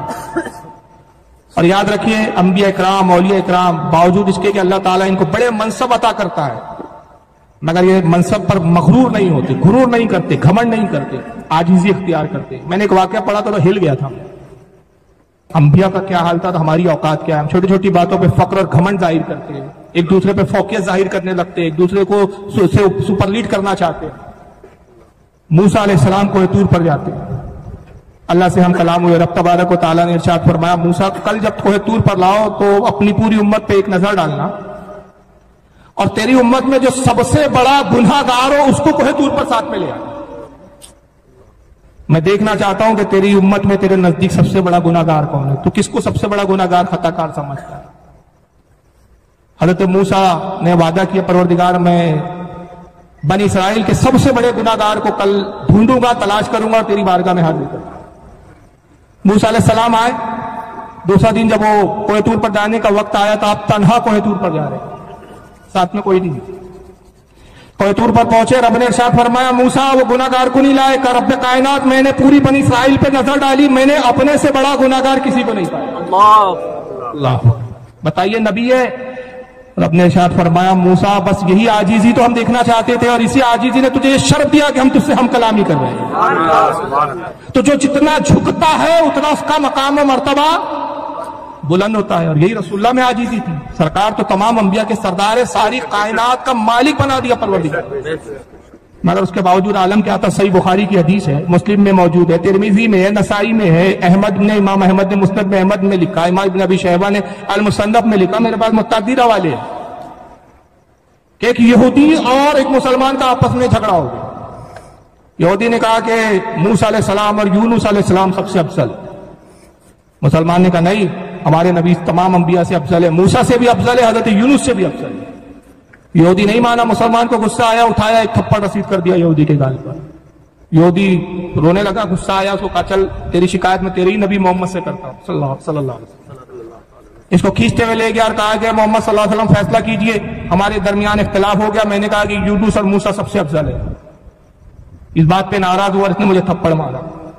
اللہ کے نبی نے نہیں کہا تو نے بہت اچھا کام کیا، جبکہ یہ حقیقت تو یہی، ہمارا ایمان اور عقیدہ یہی ہے کہ سب سے افضل کون ہے؟ رسول اللہ۔ لیکن دیکھیے تعلیم دینے کے لیے آپ نے کیا فرمایا؟ بخاری کے الفاظ میں فرمایا لا یقولن احدکم انی خیر من یونس ابن متى، کہ لوگوں تم میں سے کوئی مجھے یونس ابن متى سے بہتر قرار نہ دے، کوئی تم میں سے نہ۔ یہ تو بخاری کے الفاظ ہے، اور بلکہ ایک اور روایت میں جو الفاظ میں نے دیکھے یہ اس سے زیادہ شدید الفاظ ہے، جو ابن ماجہ میں نے اپنی سنن میں لکھا ہے، اس کو کتاب الزہد میں حدیث نمبر 4274۔ ابھی جو الفاظ میں سناؤں گا حوالے پہلے نقل کر رہا ہوں۔ مسند احمد میں امام احمد اس کو لائے حدیث نمبر 9831، امام حاکم المستدرک میں لائے ہیں حدیث نمبر 4122، اور امام بغاوی نے شرح السنہ میں اس کو نقل کیا 4301 پر، اور اس میں حضرت ابو ہریرہ سے الفاظ ہے، وہ کیا ہے؟ قال رسول اللہ صلی اللہ علیہ وسلم انا خیر من یونس ابن متى فقد کذب، کہا کہ جس نے یہ کہا کہ میں یونس ابن متى سے افضل و بہتر ہوں، وہ جھوٹا ہے۔ حالانکہ جھوٹ تو نہیں، حقیقت کیا ہے؟ حقیقت یہی ہے کہ حضور تمام نبیوں سے افضل ہے۔ عاجزی یہ رسول اللہ کی سنت ہے، اور ابو بکر صدیق کی عاجزی کا کیا حال تھا؟ حضرت امام احمد، ان کی کتاب امام احمد ابن حنبل کی الزہد، اس کی حدیث نمبر 560 ہے کہ ابو بکر صدیق اکثر یہ کہتے کاش میں ابو بکر نہ ہوتا بلکہ کسی مومن کا پہلو کا ایک بال ہو۔ کہاں کا بال ہوتا؟ سینے کا نہیں۔ حضرت عمر کہتے تھے میں کاش ابو بکر کے سینے کا بال ہوتا، اور حضرت ابو بکر عاجزی میں کیا کہتے تھے؟ کاش میں کسی مومن کے پہلو کا ایک بال ہوتا۔ تو یہ عاجزی جو ہے نا، یہ زیور ہے مومن کا۔ یہی وجہ ہے کہ عالم کے لیے بھی حکم ہے کہ اپنے علم پر گھمنڈ نہ کرے، غرور نہ کرے، بلکہ کیا کرے؟ عاجزی اختیار کرے۔ لیکن جو آج کل فیشن چلا ہے نا، میں عالم، لوگوں پہ روب ڈالنا۔ سرکار فرماتے ہیں کہ جو اس بنیاد پر علم حاصل کرے، اس غرض سے علم حاصل کرے کہ اپنے سے کمتر پہ فوقیت ظاہر کرے اور اپنے علماء سے جھگڑے لڑے، اللہ کے نبی فرماتے ہیں اس پہ اللہ فرشتوں کی لعنت۔ علم اس لیے حاصل نہیں کیا جاتا کہ کمتروں پہ اپنی فوقیت بتائی جائے اور علماء سے بحث و مباحثے کیے جائے، بلکہ علم عاجزی سکھاتا ہے۔ چنانچہ امام طبرانی رحمۃ اللہ تعالی علیہ المعجم الاوسط اور معجم الصغیر دونوں اپنی اس کتاب کے اندر حدیث پاک نقل کرتے ہیں۔ اس کو دہلوی نے بھی مستدل الفردوس میں لکھا ہے، اور بھی علماء نے لکھا ہے کہ حضرت عبداللہ ابن عمر کہتے ہیں کہ من قال انا عالم فهو جاہل، جو خود اپنی زبان سے کہے کہ میں عالم ہوں وہ سب سے بڑا جاہل۔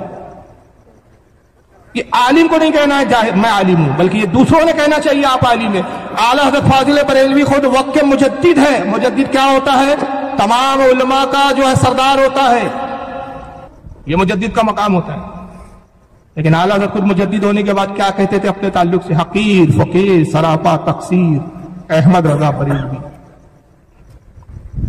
اور یہی تعلیم غوث اعظم کی ہمیں تعلیمات میں ملتی ہے کہ جب آپ طالب علمی کے دور میں تھے، آپ کا ایک ساتھی ہوا کرتا تھا جس کا نام تھا ابن سقا، اور ایک اور ساتھی تھا جس کا نام تھا عبداللہ بن علی تمیمی۔ بڑے ذہین تھے یہ پڑھنے میں دونوں۔ ابن سقا بڑا ذہین تھا پڑھنے میں، اس کو اپنے علم پہ بڑا غرور اور گھمنڈ تھا۔ بغداد میں اس زمانے میں ایک وقت کے بہت بڑے ولی آئے، اس کو مولا علی قاری نے نظرۃ الخاطر الفاتر صفحہ نمبر 101 پر اس واقعے کو نقل کیا جو میں بیان کر رہا ہوں، حوالہ بھی سن لیں۔ وقت کے بہت بڑے ولی آئے تو ابن سقا غوث پاک کے پاس آتا ہے، اور عبداللہ بن علی تمیمی جو اس کا دوسرا ساتھی تھا ان کے پاس آتا ہے اور کہتا ہے کہ ایک بہت بڑے بزرگ آئے ہیں، آج مسجد میں خطاب کریں گے، بڑا چرچا ہے ان کا۔ تو میں نے ارادہ کیا کہ ان کی بزرگیت کا امتحان لیا جائے، تو میں نے 10 سوال تیار کیے۔ تو میں چاہتا ہوں کہ 10 سوال پوچھوں، اگر وہ جواب دے دیں گے تو میں بھی مان لوں گا کہ ہاں وقت کے بہت بڑے ولی ہیں، بہت بڑے بزرگ ہیں، بہت بڑے عالم ہیں۔ عبداللہ بن تمیمی کہتا ہے کہ ہاں تم نے اچھا ارادہ کیا ہے، تم نے سوال کس بارے میں بیان کیا؟ کہا بہت مشکل سوال میں نے تیار کیا۔ کہا میں بھی کچھ مسائل پوچھوں گا۔ کہا عبد القادر تم بھی کچھ سوال تیار کرو۔ تو غوث اعظم فرماتے کہ میری مجال نہیں کہ میں بزرگوں کا امتحان لوں، میں تو بزرگوں کے سامنے عاجزی کرتا ہوں، انکساری کرتا ہوں۔ میں تو جاؤں گا صرف فیض لوں گا، زیارت کروں گا اور دعائیں دوں گا۔ اب دیکھیے ایک کی نیت یہ تھی کہ امتحان لینا ہے، دوسرا حامیہ ملا رہا ہے، اور تیسرے سرکار غوث اعظم ہے جو عاجزی کر رہے ہیں۔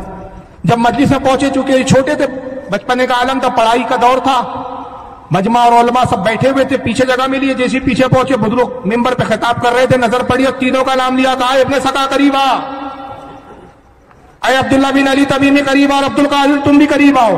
جب تینوں کے نام لیے یہ تینوں حیران ہو گئے اور کانپنے لگے کہ ہمیں کیسے جانتے ہیں، ہم تو پہلی بار مل رہے ہیں۔ ڈرتے ہوئے آگے پہنچے، ابن سقا آگے تھا تو آپ جلال میں کہا ابن سقا تیرے 10 سوال یہ ہے اور اس کے جوابات یہ ہیں۔ سوال بھی بتا دیا، جواب بھی بتا دیا۔ کہا عبداللہ بن علی تو نے جو مسائل سوچے یہ تیرے مسئلے یہ ہے اور اس کا جواب یہ ہے، اور کہا ابن سقا تجھے اپنے علم پہ بڑا غرور اور گھمنڈ ہے، میں دیکھ رہا ہوں کہ تو وقت کا بہت بڑا عالم بنے گا، فاضل بنے گا، تبلیغ کرے گا، مناظرے کرے گا، تیرے ہاتھ پر سینکڑوں عیسائی ایمان لائیں گے مگر تیری اپنی خود کی موت کفر پر ہوگی۔ اللہ اکبر۔ تیرا علم جو ہے تیرے مغرور علم تجھے لے ڈوبے گا۔ اور عبداللہ بن علی سے کہا کہ سن تو بہت بڑا تاجر بنے گا، بہت مال کمائے گا، بادشاہ کا خاص معتمد ہوں گا، بادشاہ سے بڑی قربت ہوں گی تیرے علم کی بنیاد پہ بادشاہ اپنے سے قریب رکھے گا، مگر تیرا حال یہ ہوگا کہ 2 رکعت نماز پڑھنا بھی تجھے سکون سے نصیب نہیں ہوگا۔ جب یہ دونوں کے بارے میں کہا تو شیخ عبد القادر غوث پاک کانپ گئے کہ اب میں بھی ساتھ میں آیا ہوں تو میرے بارے میں بھی کوئی بددعا کے الفاظ نہ کہے۔ مگر جب غوث اعظم کی طرف نگاہ اٹھائی، مسکرائے، خوش ہوئے، ممبر سے خود اترتے ہیں، غوث اعظم کے ہاتھ کو بوسہ دیا، ہاتھ پکڑا، ممبر میں بٹھایا کہ عبد القادر یہی وہ بغداد کا ممبر ہے، میری نگاہ دیکھ رہی اسی بغداد کے ممبر پہ تو کہیں گا قدمی حاضی علی رغبتی کل ولی اللہ، اے لوگوں دنیا کے تمام اولیاء کی گردنوں پر میرا قدم، یہی وہ ممبر ہوں گا۔ عبد القادر اس وقت میں زندہ نہیں رہوں گا، آج میں اس کی تصدیق کرتا ہوں، میرا قدم میرے ساتھ۔ اور نتیجہ یہی ہوا، ابن سکہ بہت بڑا عالم فاضل مناظر بنا، عیسائیوں کے علاقوں میں جاتا، مناظرے کے چیلنج کرتا، بستی کی بستیاں پلٹا دیتا، مناظرے میں شکست ہوتی پادریوں کو، پوری بستی اسلام میں داخل ہوتی، حتیٰ کہ ایک شہر کی طرف گیا، بادشاہ کو اطلاع ہوئی، عیسائی بادشاہ تھا، اس نے کہا یہاں آیا، یہاں کی بھی آبادی جو ہے پلٹا دیں گا، مسلمان کر دیں گا۔ ایک روایت ہے کہ اپنے وزیر سے کہا کہ کچھ حل کر، تو اس کی وزیر کی ایک خوبصورت بیٹی تھی، اور ایک روایت یہ ہے کہ بادشاہ کی اپنی خوبصورت بیٹی تھی، اس نے اپنے بیٹی سے کہا کہ اب بیٹی تو ہی اس شخص سے ہمیں بچا سکتی ہے، ہمارا مذہب اب تیرے ہاتھ میں بچانا۔ چنانچہ نتیجہ یہ ہوا کہ بیٹی کو اس راہ پر انہوں نے بھیج دیا جس راستے سے یہ آ رہا تھا گھوڑے پر، وہ سور چرا رہی تھی، عیسائی لوگوں کیا سور کھاتے معاذ اللہ۔ ابن سکا گھوڑے پہ جب اس آبادی کے اندر داخل ہوا، دیکھا کھیت میں سور چرا رہی ہے، نظر پڑی، عاشق ہو گیا، کہا تو کس کی صاحبزادی ہے؟ کہا میں وزیر کی بیٹی ہوں۔ کہا میں تجھ سے نکاح کرنا چاہتا ہوں۔ کہا اس کے لیے تو میرے باپ کی اجازت ضروری ہے۔ کہا چل تیرے باپ سے بات کر، وزیر کے پاس لائی، وزیر بادشاہ کے پاس لایا، کہا میں اس سے نکاح کرنا چاہتا ہوں۔ کہا میں کوئی اعتراض نہیں مگر صرف ایک شرط ہے۔ کہا کیا؟ کہا عیسائی مذہب قبول کر۔ کچھ دیر اس نے سوچا اور پھر کہا اچھا مجھے منظور ہے، نعوذ باللہ من ذالک، عیسائی ہو گیا، سور بھی کھایا، اس سے نکاح کیا اور اپنے دین کو چھوڑ دیا۔ اور موت کس پر ہو رہی ہے؟ کفر پر۔ اور عبداللہ بن علی تمیمی خود کہتے ہیں کہ میرا واقعی وہی حال ہوا، بزرگ کی بددعا کا اثر یہ ہوا کہ میں نے مال بھی خوب کمایا، تجارت بھی خوب کی، حتیٰ کہ میرے علم نے مجھے یہ فائدہ دیا کہ بادشاہ مجھ سے مشورہ کرتا، میں بادشاہ کے قریب ہوا، مگر اپنی دولت اور کاروبار میں ایسا ڈوبا اپنی دنیا میں کہ نماز پڑھنے کھڑا ہوتا اور حساب کے چکر میں پڑ جاتا، اس کو دینا ہے، اس کو لینا ہے، اس کو جب بھول جاتا کہ 2 رکعت پڑھی کہ 1 رکعت پڑھی کہ 3 رکعت پڑھی، تا زندگی میں سکون سے نماز نہیں پڑھ سکا۔ اب دنیا نے اور تاریخ نے منظر بھی دیکھا کہ سرکار غوث اعظم منبر پہ تشریف لائے اور اعلان کیا میرا قدم تمام اولیاء اللہ کی گردنوں پر۔ تو یہ عاجزی نے سرکار غوث اعظم کو اتنا بلند کیا۔ حضرت شیخ شرف الدین سعدی شیرازی، ان کو حافظ شیرازی کہا جاتا ہے، گلستان سعدی ان کی فارسی زبان میں پہلے مدارس میں پڑھائی جاتی تھی، ابھی پتہ نہیں پڑھائی جاتی ہے کہ مولانا صاحب ابھی ہے، پہلے تو ایک کمپلسری ٹائپ کی تھی، آج کل فارسی ابھی بہت سارے مدارس میں ناپید ہو گئی ہے، نہیں پڑھائی جا رہی ہے، لیکن بہرحال پہلے درس میں داخل تھی شیخ سعدی کی یہ گلستان، اور کچھ میں نے مفتی غلام محمد صاحب سے الحمدللہ پڑھے ہیں، اس کے اندر یہ لکھتے ہیں گلستان سعدی کے اندر صفحہ نمبر 54 کے اندر 54 میں ایک بزرگ کے حوالے سے لکھتے ہیں کہ کہتے ہیں میں حج کے لیے گیا اور بڑی تمنا تھی کہ خانہ کعبہ میں ایک ایسے وقت کی نماز پڑھوں میں کہ میرے علاوہ کعبے میں کوئی نہ، مگر جب میں جاتا تو کعبے میں کوئی نہ کوئی مل ہی جاتا۔ سردی کے دن تھے، ایک رات میں اٹھا اور کہا کہ آج خانہ کعبہ میں شاید بڑی شدید سردی ہے، سخت سردی ہے، آج تو کوئی نہیں ہوگا۔ میں گیا اور کہتے ہیں کہ میں رات میں جب کعبے میں داخل ہوا تنہائی میں نماز پڑھنے لگا، خوش ہوا کہ آج وہ تنہائی میسر آئی، مگر دیکھتا ہوں کہ ایک رونے کی آواز آئی اور کوئی رو کے کچھ الفاظ کہہ رہا ہے۔ قریب ہوا، دیکھا ایک شخص غلاف کعبہ میں اپنے آپ کو لپٹائے ہوئے اور روتے ہوئے کہتا پروردگار قیامت کے دن مجھے نابینا اٹھانا، اے اللہ میں تجھ سے کچھ طلب نہیں کرتا، کچھ نہیں مانگتا، صرف یہ مانگتا ہوں کہ قیامت کے دن مجھے نابینا اٹھانا۔ بزرگ کہتے ہیں میں بڑا حیران ہوا کہ کتنی عجیب دعا ہے اس شخص کی۔ ارے حدیث پاک میں تو یہ آیا ہے کہ جو دنیا میں نابینا اور اندھے ہیں وہ بھی قیامت میں بینا ہو جائیں گے، اور فضل اور برکتیں اور مناقب ان کے یہ ہے، فضیلت یہ ہے نابینا کی کہ ایمان پر خاتمہ ہوا تو سب سے پہلے اللہ کا دیدار یہی لوگ کریں گے۔ جو دنیا میں نابینا تھے سب سے پہلے دیدار الہی انہی کو نصیب ہوگا، تو ہر کوئی وہاں بینا ہوگا، کوئی عیبدار نہ ہوگا، ہر جنتی جو ہے بے عیب ہوگا۔ یہ کیسا شخص ہے جو کہتا ہے نابینا اٹھا؟ کہتے اشتیاق ہوا کہ اس شخص کو دیکھو آخر کون ہے۔ جب وہ شخص غلاف سے بہت دیر تک لپٹ کے روتا رہا، جب اس نے غلاف کعبہ سے اپنے آپ کو جدا کیا تو میں حیران ہو گیا، وہ شیخ عبد القادر جیلانی غوث اعظم تھے۔ قربان جاؤں میرے شیخ، ایک طرف تو آپ بغداد میں یہ اعلان کرتے ہیں مریدی لا تقف اللہ ربی عطانی رفت و نلت المنالی، اے میرے مرید کسی سے خوف زدہ نہ ہو، گھبرا نہیں، میں تیرا پیر عبد القادر ہوں، رب نے مجھے بڑے بلند مقام عطا کیے ہیں۔ شیخ ایک طرف تو آپ یہ اعلان کرتے ہیں نظر تو الہ بلاد اللہ جمع کا خردلطیر اللہ حکم اتصالی، اللہ نے مجھے وہ مقام دیا کہ میں اللہ کے تمام شہروں کو ایسے دیکھتا ہوں جیسے میرے ہتھیلی میں رائی کا دانہ رکھا ہوا ہو۔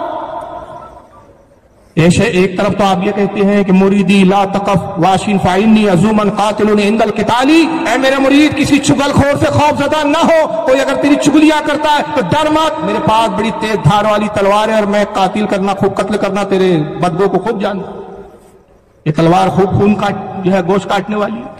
ایک طرف آپ اپنے مریدوں کو یہ بشارت دیتے ہیں، ایک طرف اپنے مقام و فضائل بیان کرتے ہیں، اور ایک طرف یہ دعا ہے۔ شاید یہ کیا معاملہ ہے؟ آپ نے کہا وہ تو وہ درجے ہیں کہ جہاں رب کہتا ہے تو میں بیان کر دیتا ہوں، میرا رب کا حکم ہوتا ہے تو میں ممبر سے کہتا ہوں۔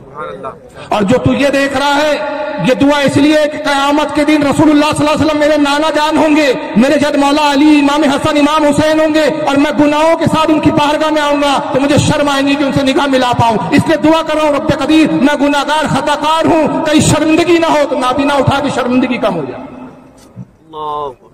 یہ غوث پاک کی عاجزی ہے، مگر آج مسلمانوں میں عاجزی ناپید نظر آ رہی ہے۔ سارا زور ہمارا اپنے ہی مسلمان بھائیوں پر ہے، بدعقیدوں سے لڑنے میں ہماری یوں ہوتی ہے، لیکن اپنے بھائی سے تو پھر یہ ہے آجا، یہ ہمارا حال ہے آج کا۔ عاجزی ختم ہو گئی، انکساری ختم ہو گئی، دعویٰ کیا ہے؟ غوث کا دامن نہیں چھوڑیں گے۔ پکڑا کب ہے؟ پکڑ تو لو پہلے اچھے سے، پھر بولنا ہم نہیں چھوڑیں گے، پکڑا ہی نہیں اور غوث کا دامن چھوڑے گی نہیں۔ غوث پاک کی تعلیم سے تم نے کیا حاصل کیا؟ صرف 11ویں کھانا، اس کے سوا سیکھا کیا ہے تم نے؟ کبھی توفیق ہوئی کہ غوث اعظم کی کسی کتاب کو ہم کھول کے دیکھیں کہ سرکار غوث اعظم نے ہمیں کیا تعلیم دی ہے، کیا درس دیا ہے، کیا فرامین ہم تک پہنچائے ہیں، کیا ان کی زندگی کا کردار تھا، کیا ان کی سیرت تھی، کیا لکھا ہے، کیوں لکھا ہے؟ کبھی ہم نے گوارا نہیں کیا، نہ ہم نے ان سے شریعت کی پابندی سیکھا، نہ ہم سے ہم نے تزکیہ نفس سیکھا، نہ ہم نے ان سے عاجزی اور انکساری سیکھی، کچھ نہیں سیکھا۔ صرف سیکھا یہ ہے کہ بس غوث کا نام لو، بریانی کھاؤ، ڈٹ کے ڈکار لے کے نکل جاؤ۔ اور 11ویں بھی آج کل کیا ہو گئی، اللہ کی پناہ۔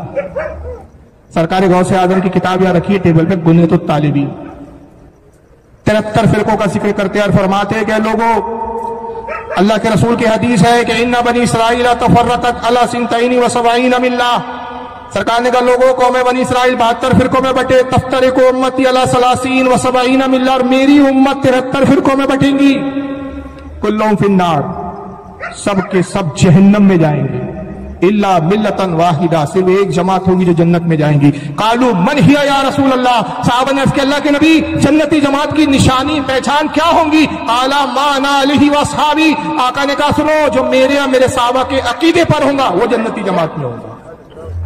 یہ حدیث کوٹ کی، پھر اپنے زمانے میں جتنے فرقے تھے ان کے تبصرے کیے، شیعوں میں کتنے فرقے وہ بیان کیے، مرجئیہ فرقے کے عقیدے کیا بیان کیے، قدریہ فرقے کا عقیدہ کیا بیان کیے، سارے فرقوں کا ذکر غوث اعظم اپنی کتاب گنیت الطالبین میں کرتے اور کیا فرماتے ہیں؟ عزیز جان لے سوائے اہل سنت کے کوئی جنتی نہیں، صرف اہل سنت ہے جو جنتی فرقہ ہے جو جنت میں جائیں گا۔ اور اس کے بعد پھر آپ کہتے ہیں اللہ کی بارگاہ میں پروردگار ان یہودیوں کی نسلیں جو شیعہ ہے ان کی بستیوں کو اجاڑ دے، ان رافضیوں کی نسلوں کو تباہ کر دے۔ آپ دعائے ہلاکت اس میں لکھ رہے ہیں، اور ہمارا حال کیا ہے؟ 11ویں میں ہم بدعقیدوں کو بلا رہے ہیں، ریلیشن مینٹین ہو رہے ہیں صاحب، سارے وہابیوں کو بھی بلا لیا، بدعقیدوں کو بھی بلا لیا، غیر مسلموں کو بھی بلا رہے، کیوں 11ویں اب 11ویں نہیں رہی صاحب، وہ نظر و نیاز والا معاملہ نہیں رہا، غوث اعظم کی خوشنودی اور اللہ کی رضا مقصود نہیں رہی۔ ارے بھائی یہ تو بہانہ ہے، سارے بزنس کے کاروبار اسی میں سیٹ ہو جائیں گے۔ غوث پاک کی تعلیم سے کچھ بھی نہیں لے رہے ہم، تو یاد رکھیے غوث اعظم کی تعلیم اصل ہے، اگر ہم ان کی تعلیم پہ عمل کریں گے تو وہ راضی ہوں گے، صرف 11ویں کرنے سے راضی نہیں ہوں گے۔ اور غوث اعظم کا عقیدہ وہی تھا جو اہل سنت و جماعت کا عقیدہ تھا، ہر بزرگ شریعت کی پابندی اور عقائد کی بنیاد پر پہچانا جاتا ہے۔ یاد رکھیے کوئی کتنا ہی بڑا ہوا میں اڑنے والا ہو، شعبے باز ہو، لیکن عقیدہ اہل سنت پر قائم نہیں، پلپلا ہے، ڈھلمل ہے، یہ بھی ٹھیک وہ بھی ٹھیک، وہ سب کچھ ہو سکتا ہے، ولی تو دور مسلمان نہیں ہو سکتا، حقیقی مسلمان نہیں ہو سکتا، تو ولی کہاں ہوگا؟ لیکن ایسے بھی پیروں سے ہم مرید ہو جاتے ہیں آج کل، جو کہتے ہیں ارے بھائی یہ وہابی سنی کے جھگڑے مولویوں کے جھگڑے ہیں، ہم تو پیر لوگ ہیں بھائی، سب کو ایک نگاہ سے دیکھتے ہیں۔ میں نام نہیں لیتا، بہت بڑے مقرر صاحب ہیں، نام اس لیے لیتا ہوں کہ آج کل کیا ہے، ہر بھانڈ کو ہم مشہور کر دیتے ہیں، ہر منورنجن ٹھٹے باز کو مشہور کر دیتے ہیں، بہت بڑے علامہ ہیں اس وقت۔ ہوبلی میں میرا جلسہ تھا، وہ بھی تھے میرے ساتھ، گفتگو نکل پڑی صاحب بدعقیدوں پر، کچھ لوگ جن کے یہاں ہم ٹھہرے ہوئے تھے جن کے گھر میں، انہوں نے کچھ بھابھیوں کو لے کے سوال کر دیا، تو وہ جناب جواب میں کہتے ہیں، بات نکلی بڑی بڑی بڑھتے بڑھتے یہاں تک آ گئی، تو کہتے ہیں بھائی ہم تو صوفیہ کے طریقہ پر چلنے والے لوگ ہیں، سب کو ایک نگاہ سے دیکھتے ہیں، صوفیہ بڑے نرم دل ہوتے ہیں، کسی کو کافر نہیں بولتے۔ تو بہرحال میں نے بہت لمبی گفتگو کی تھی، وہ ابھی موقع نہیں ہے، لیکن ایک بات میں کہتا ہوں، میں نے کہا یہ کیسا صوفی ہے بھائی، وہ گفتگو کا آخری نچوڑ بتا رہا ہوں، یہ کیسا صوفی ہے کہ رسول اللہ کی توہین ہو رہی ہے اور یہ صوفی بنا بیٹھا ہوا ہے، سرکار کی گستاخی ہو رہی ہے، صوفی بنا بیٹھا ہے، تو یہ شخص صوفی کیا، میرے نزدیک تو مسلمان نہیں ہے، تو صوفی کیا بنے گا، ولی کیا بنے گا؟ تو سب سے پہلے تو آپ جانیے کہ سب سے بڑا پیروں کا پیر، ولیوں کا تاجدار، ولیوں کا سردار غوث اعظم کو مانتے تو ان کا عقیدہ دیکھو کہ عقیدہ کیا ہے۔ وہ عقیدہ انہوں نے بنیاد الطالبین میں لکھے، یہ کتاب ہے ان کی عربی زبان میں، سر الاسرار و مظہر الانوار، یہ بھی باہر سے چھپی ہوئی ہے، سب باہر کی کتاب ہے الحمدللہ۔ اس میں انہوں نے عقیدہ عقائد کا بیان کیا ہے، شرف الغائب ہے، فتح الربانی ہے، بنیاد الطالبین ہے۔ علماء نے 17 کتابیں شمار کی ہے کہ غوث اعظم نے اپنی زندگی میں کل 17 کتابیں لکھی ہیں، 17 کتابیں، اور تقریباً 40 سال درس و تدریس کی خدمات انجام دیا، پڑھایا بھی ہے مدرسے میں بیٹھ کر، ہزاروں شاگرد بھی پیدا کیے، درس و تدریس کا بھی کام کیا، واعظ و نصیحت کا بھی کام کیا، اور تصنیف و تالیف کا بھی کام کیا، ہر اعتبار سے آپ نے سنت کو مضبوط کیا، حتیٰ کہ سر الاسرار کتاب کے اندر آپ اپنا عقیدہ بیان کرتے ہیں کہ لوگوں میرا عقیدہ یہ ہے کہ اللہ کے نبی صلی اللہ علیہ وسلم کا نور سب سے پہلے خلق کیا گیا اور حضور کے نور سے ساری کائنات کی تخلیق ہوئی۔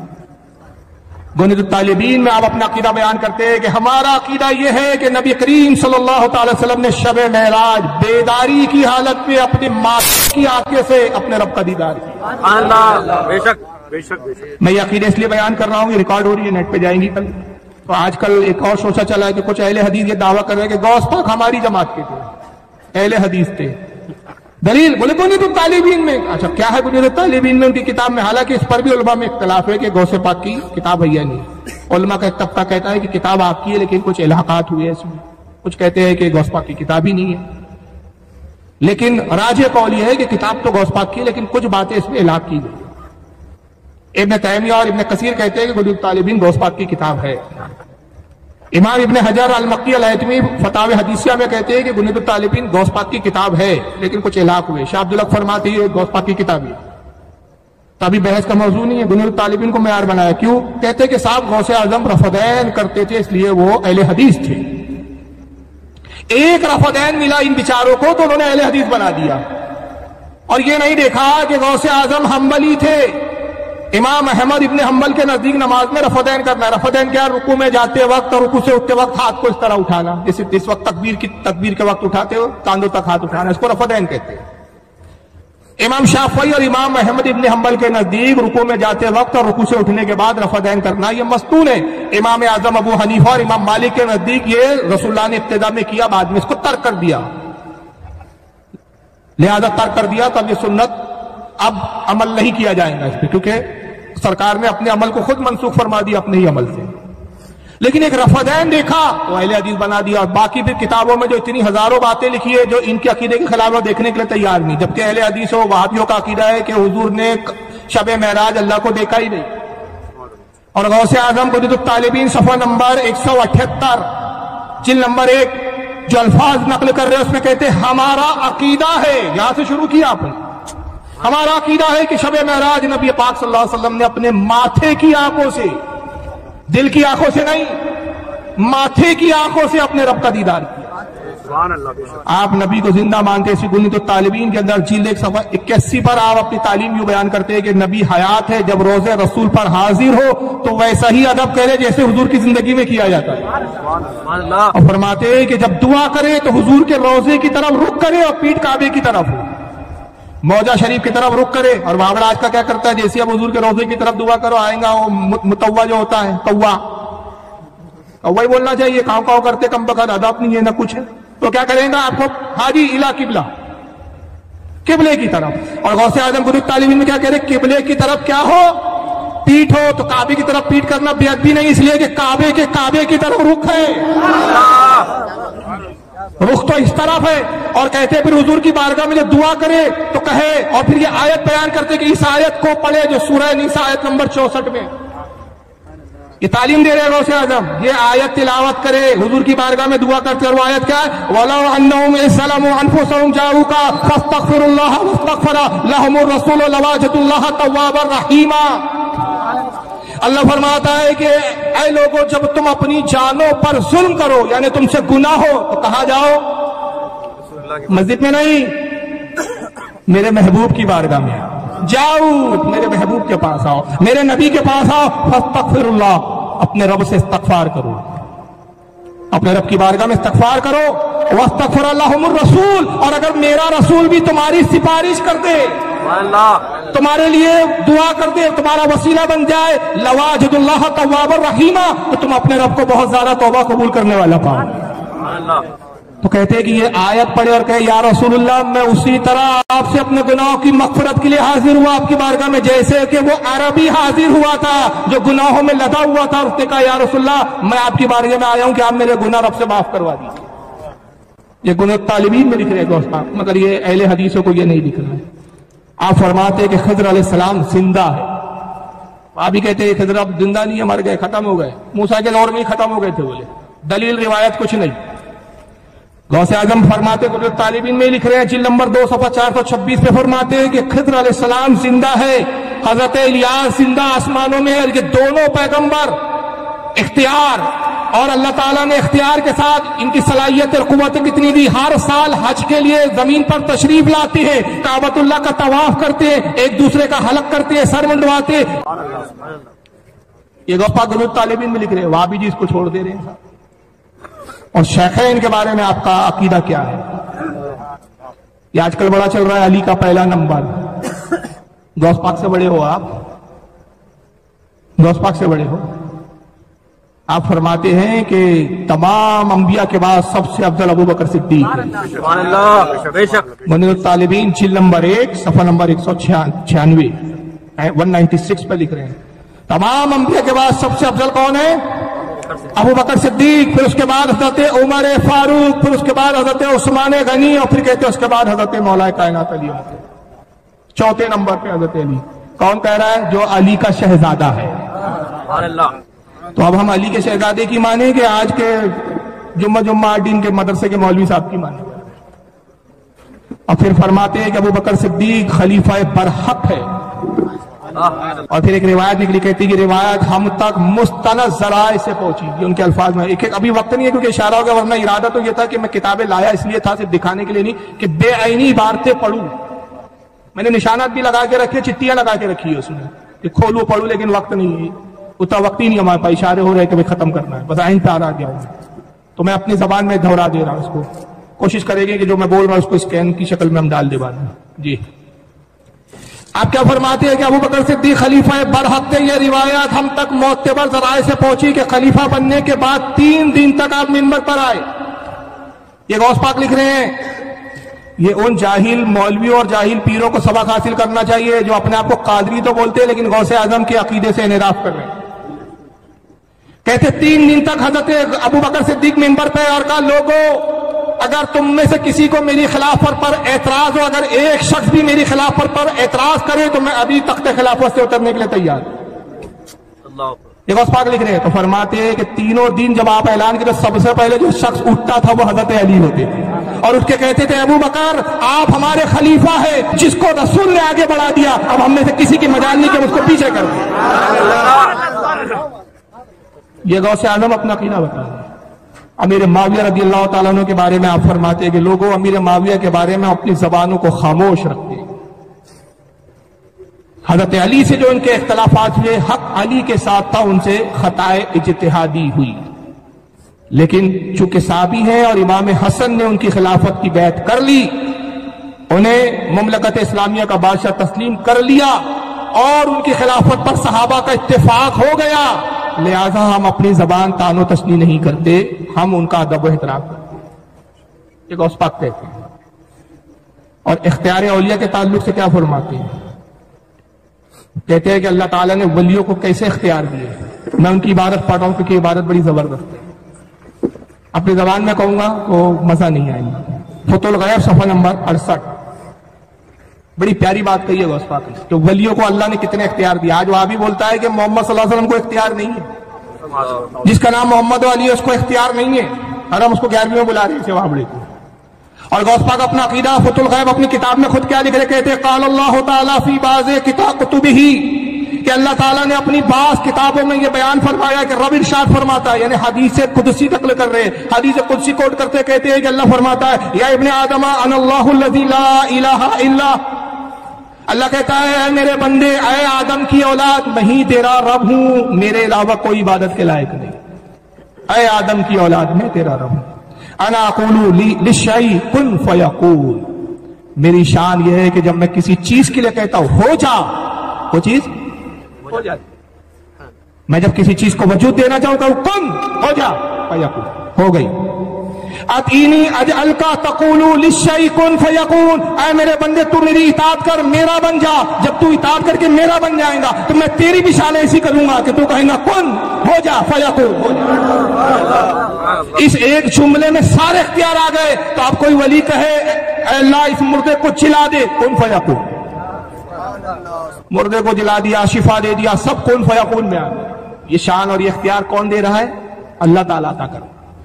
और फिर आगे वजाहत करते कहते वक़द फ़अल ज़ालिका बिकसीरिन मिन अंबियाइही व औलियाइही व ख़वासिही मिन बनी आदम, और यही ताकत व क़ुव्वत, ये इख्तियारात अल्लाह ने तहकीक अपने बहुत सारे अंबिया को, औलिया को, खवास को, औलाद आदम को अता किया। औलिया के इख्तियार का जिक्र कर रहे हैं। दरगुनी तो तालिबीन के अंदर जिल्द 1 सफ़ा 258 पर आप तालीम देते फरमाते हैं, लोगों 40 अब्दाल है जो दुनिया का निजाम संभाले। इन वाबी तो पूछो कि अहले हदीस तो बड़े जल्दी बोल दिया आपने, गौस पाक को मानते हो कि तुम 40 अब्दाल? अब मैंने कई वाबियों को चैलेंज किया, आज तक एक वाबड़े ने मेरा चैलेंज एक्सेप्ट नहीं किया। कहा मैंने कहा तुम गुनी तो तालिबीन की बुनियाद पर कहते हो ना गौस पाक अहले हदीस थे, चलो इसी गुनी तालिबीन को फैसल बनाते। गुनी तालिबीन में जितने अकीदे तुम भी मानते जाओ, हम भी मानते, मैं रफ़दैन के लिए तैयार हूं, तुम बाकी सारे अकीदे मानोगे। तो तुम एक रफ़दैन दोगे तो 10,000 मसले में तुम पे लाद दूंगा, और तुम्हारा बाप भी नहीं मानेगा कि तुम उसको शिर्क और बिदअत बोल के भागते हो। तो गौसे आजम क्या फरमा रहे हैं कि 40 अब्दाल है जो दुनिया का निजाम चलाते हैं, और फरमाते यही दुनिया के हाकिम है और मोमिनों के सिफारशी है। कब्रों की ज़ियारत के ताल्लुक से आप अकीदा बयान करते हैं। गुनीत तालिबीन जिल्द 1 सफ़ा 178 पे कहते हैं हमारा अकीदा है, गौसपाक कहते हैं हमारा ये अकीदा है कि मैयत अपने ज़ाहिर को पहचानती है। जब कोई कब्र पे जाता है तो मुर्दा गाफिल नहीं होता, बल्कि पहचानता है कौन आया है मुझसे मुलाकात करने के लिए। और फिर फरमाते बिलखुसूस जब जुमे के रोज तुलुए फज्र से लेकर तुलुए शम तक उसके पास लोग जाते। ये भी हमारा अकीदा है कि अल्हम्दुलिल्लाह आम मुर्दा पहचानता है तो वली के पहचानना शनाख्त का फिर क्या आलम होगा। आज सारा वहां भी चिल्लाते तावीज गले में डाल दिया, शिर्क बिदा, शिर्क शिर्क, मुशरिक मुशरिक, तावीज लटकाना शिर्क, तावीज लटकाना शिर्क।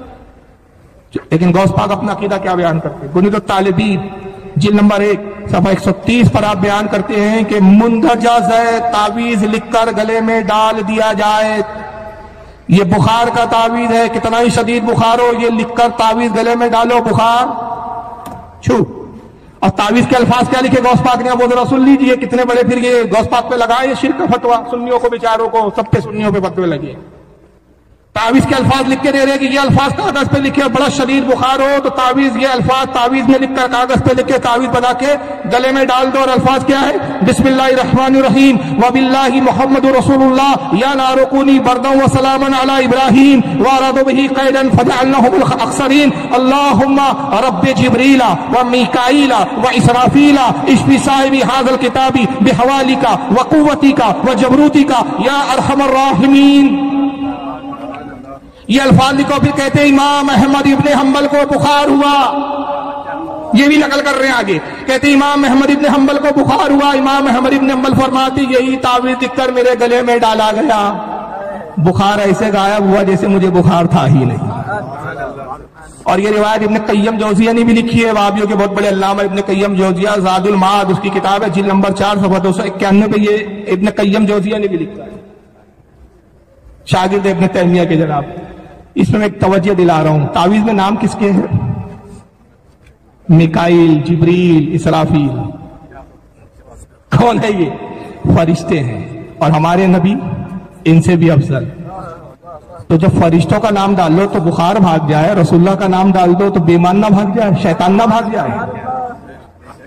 तो फरिश्तों के नाम के ताबीज से बुखार भाग रहा है, तो हुजूर के नाम का ताबीज अगर पहन लिया जाए तो खुदा की कसम शैतान भागेगा, और आला हजरत के नाम का ताबीज पहन लिया जाए तो वहां भी भाग जाएगा।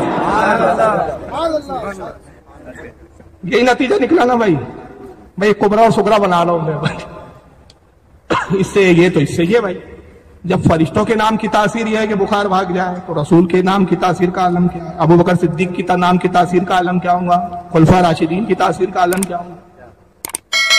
और खुद गौसे आजम का अगर नाम लिख दिया जाए तो बहरहाल ये गौसे पाक की तालीमात है।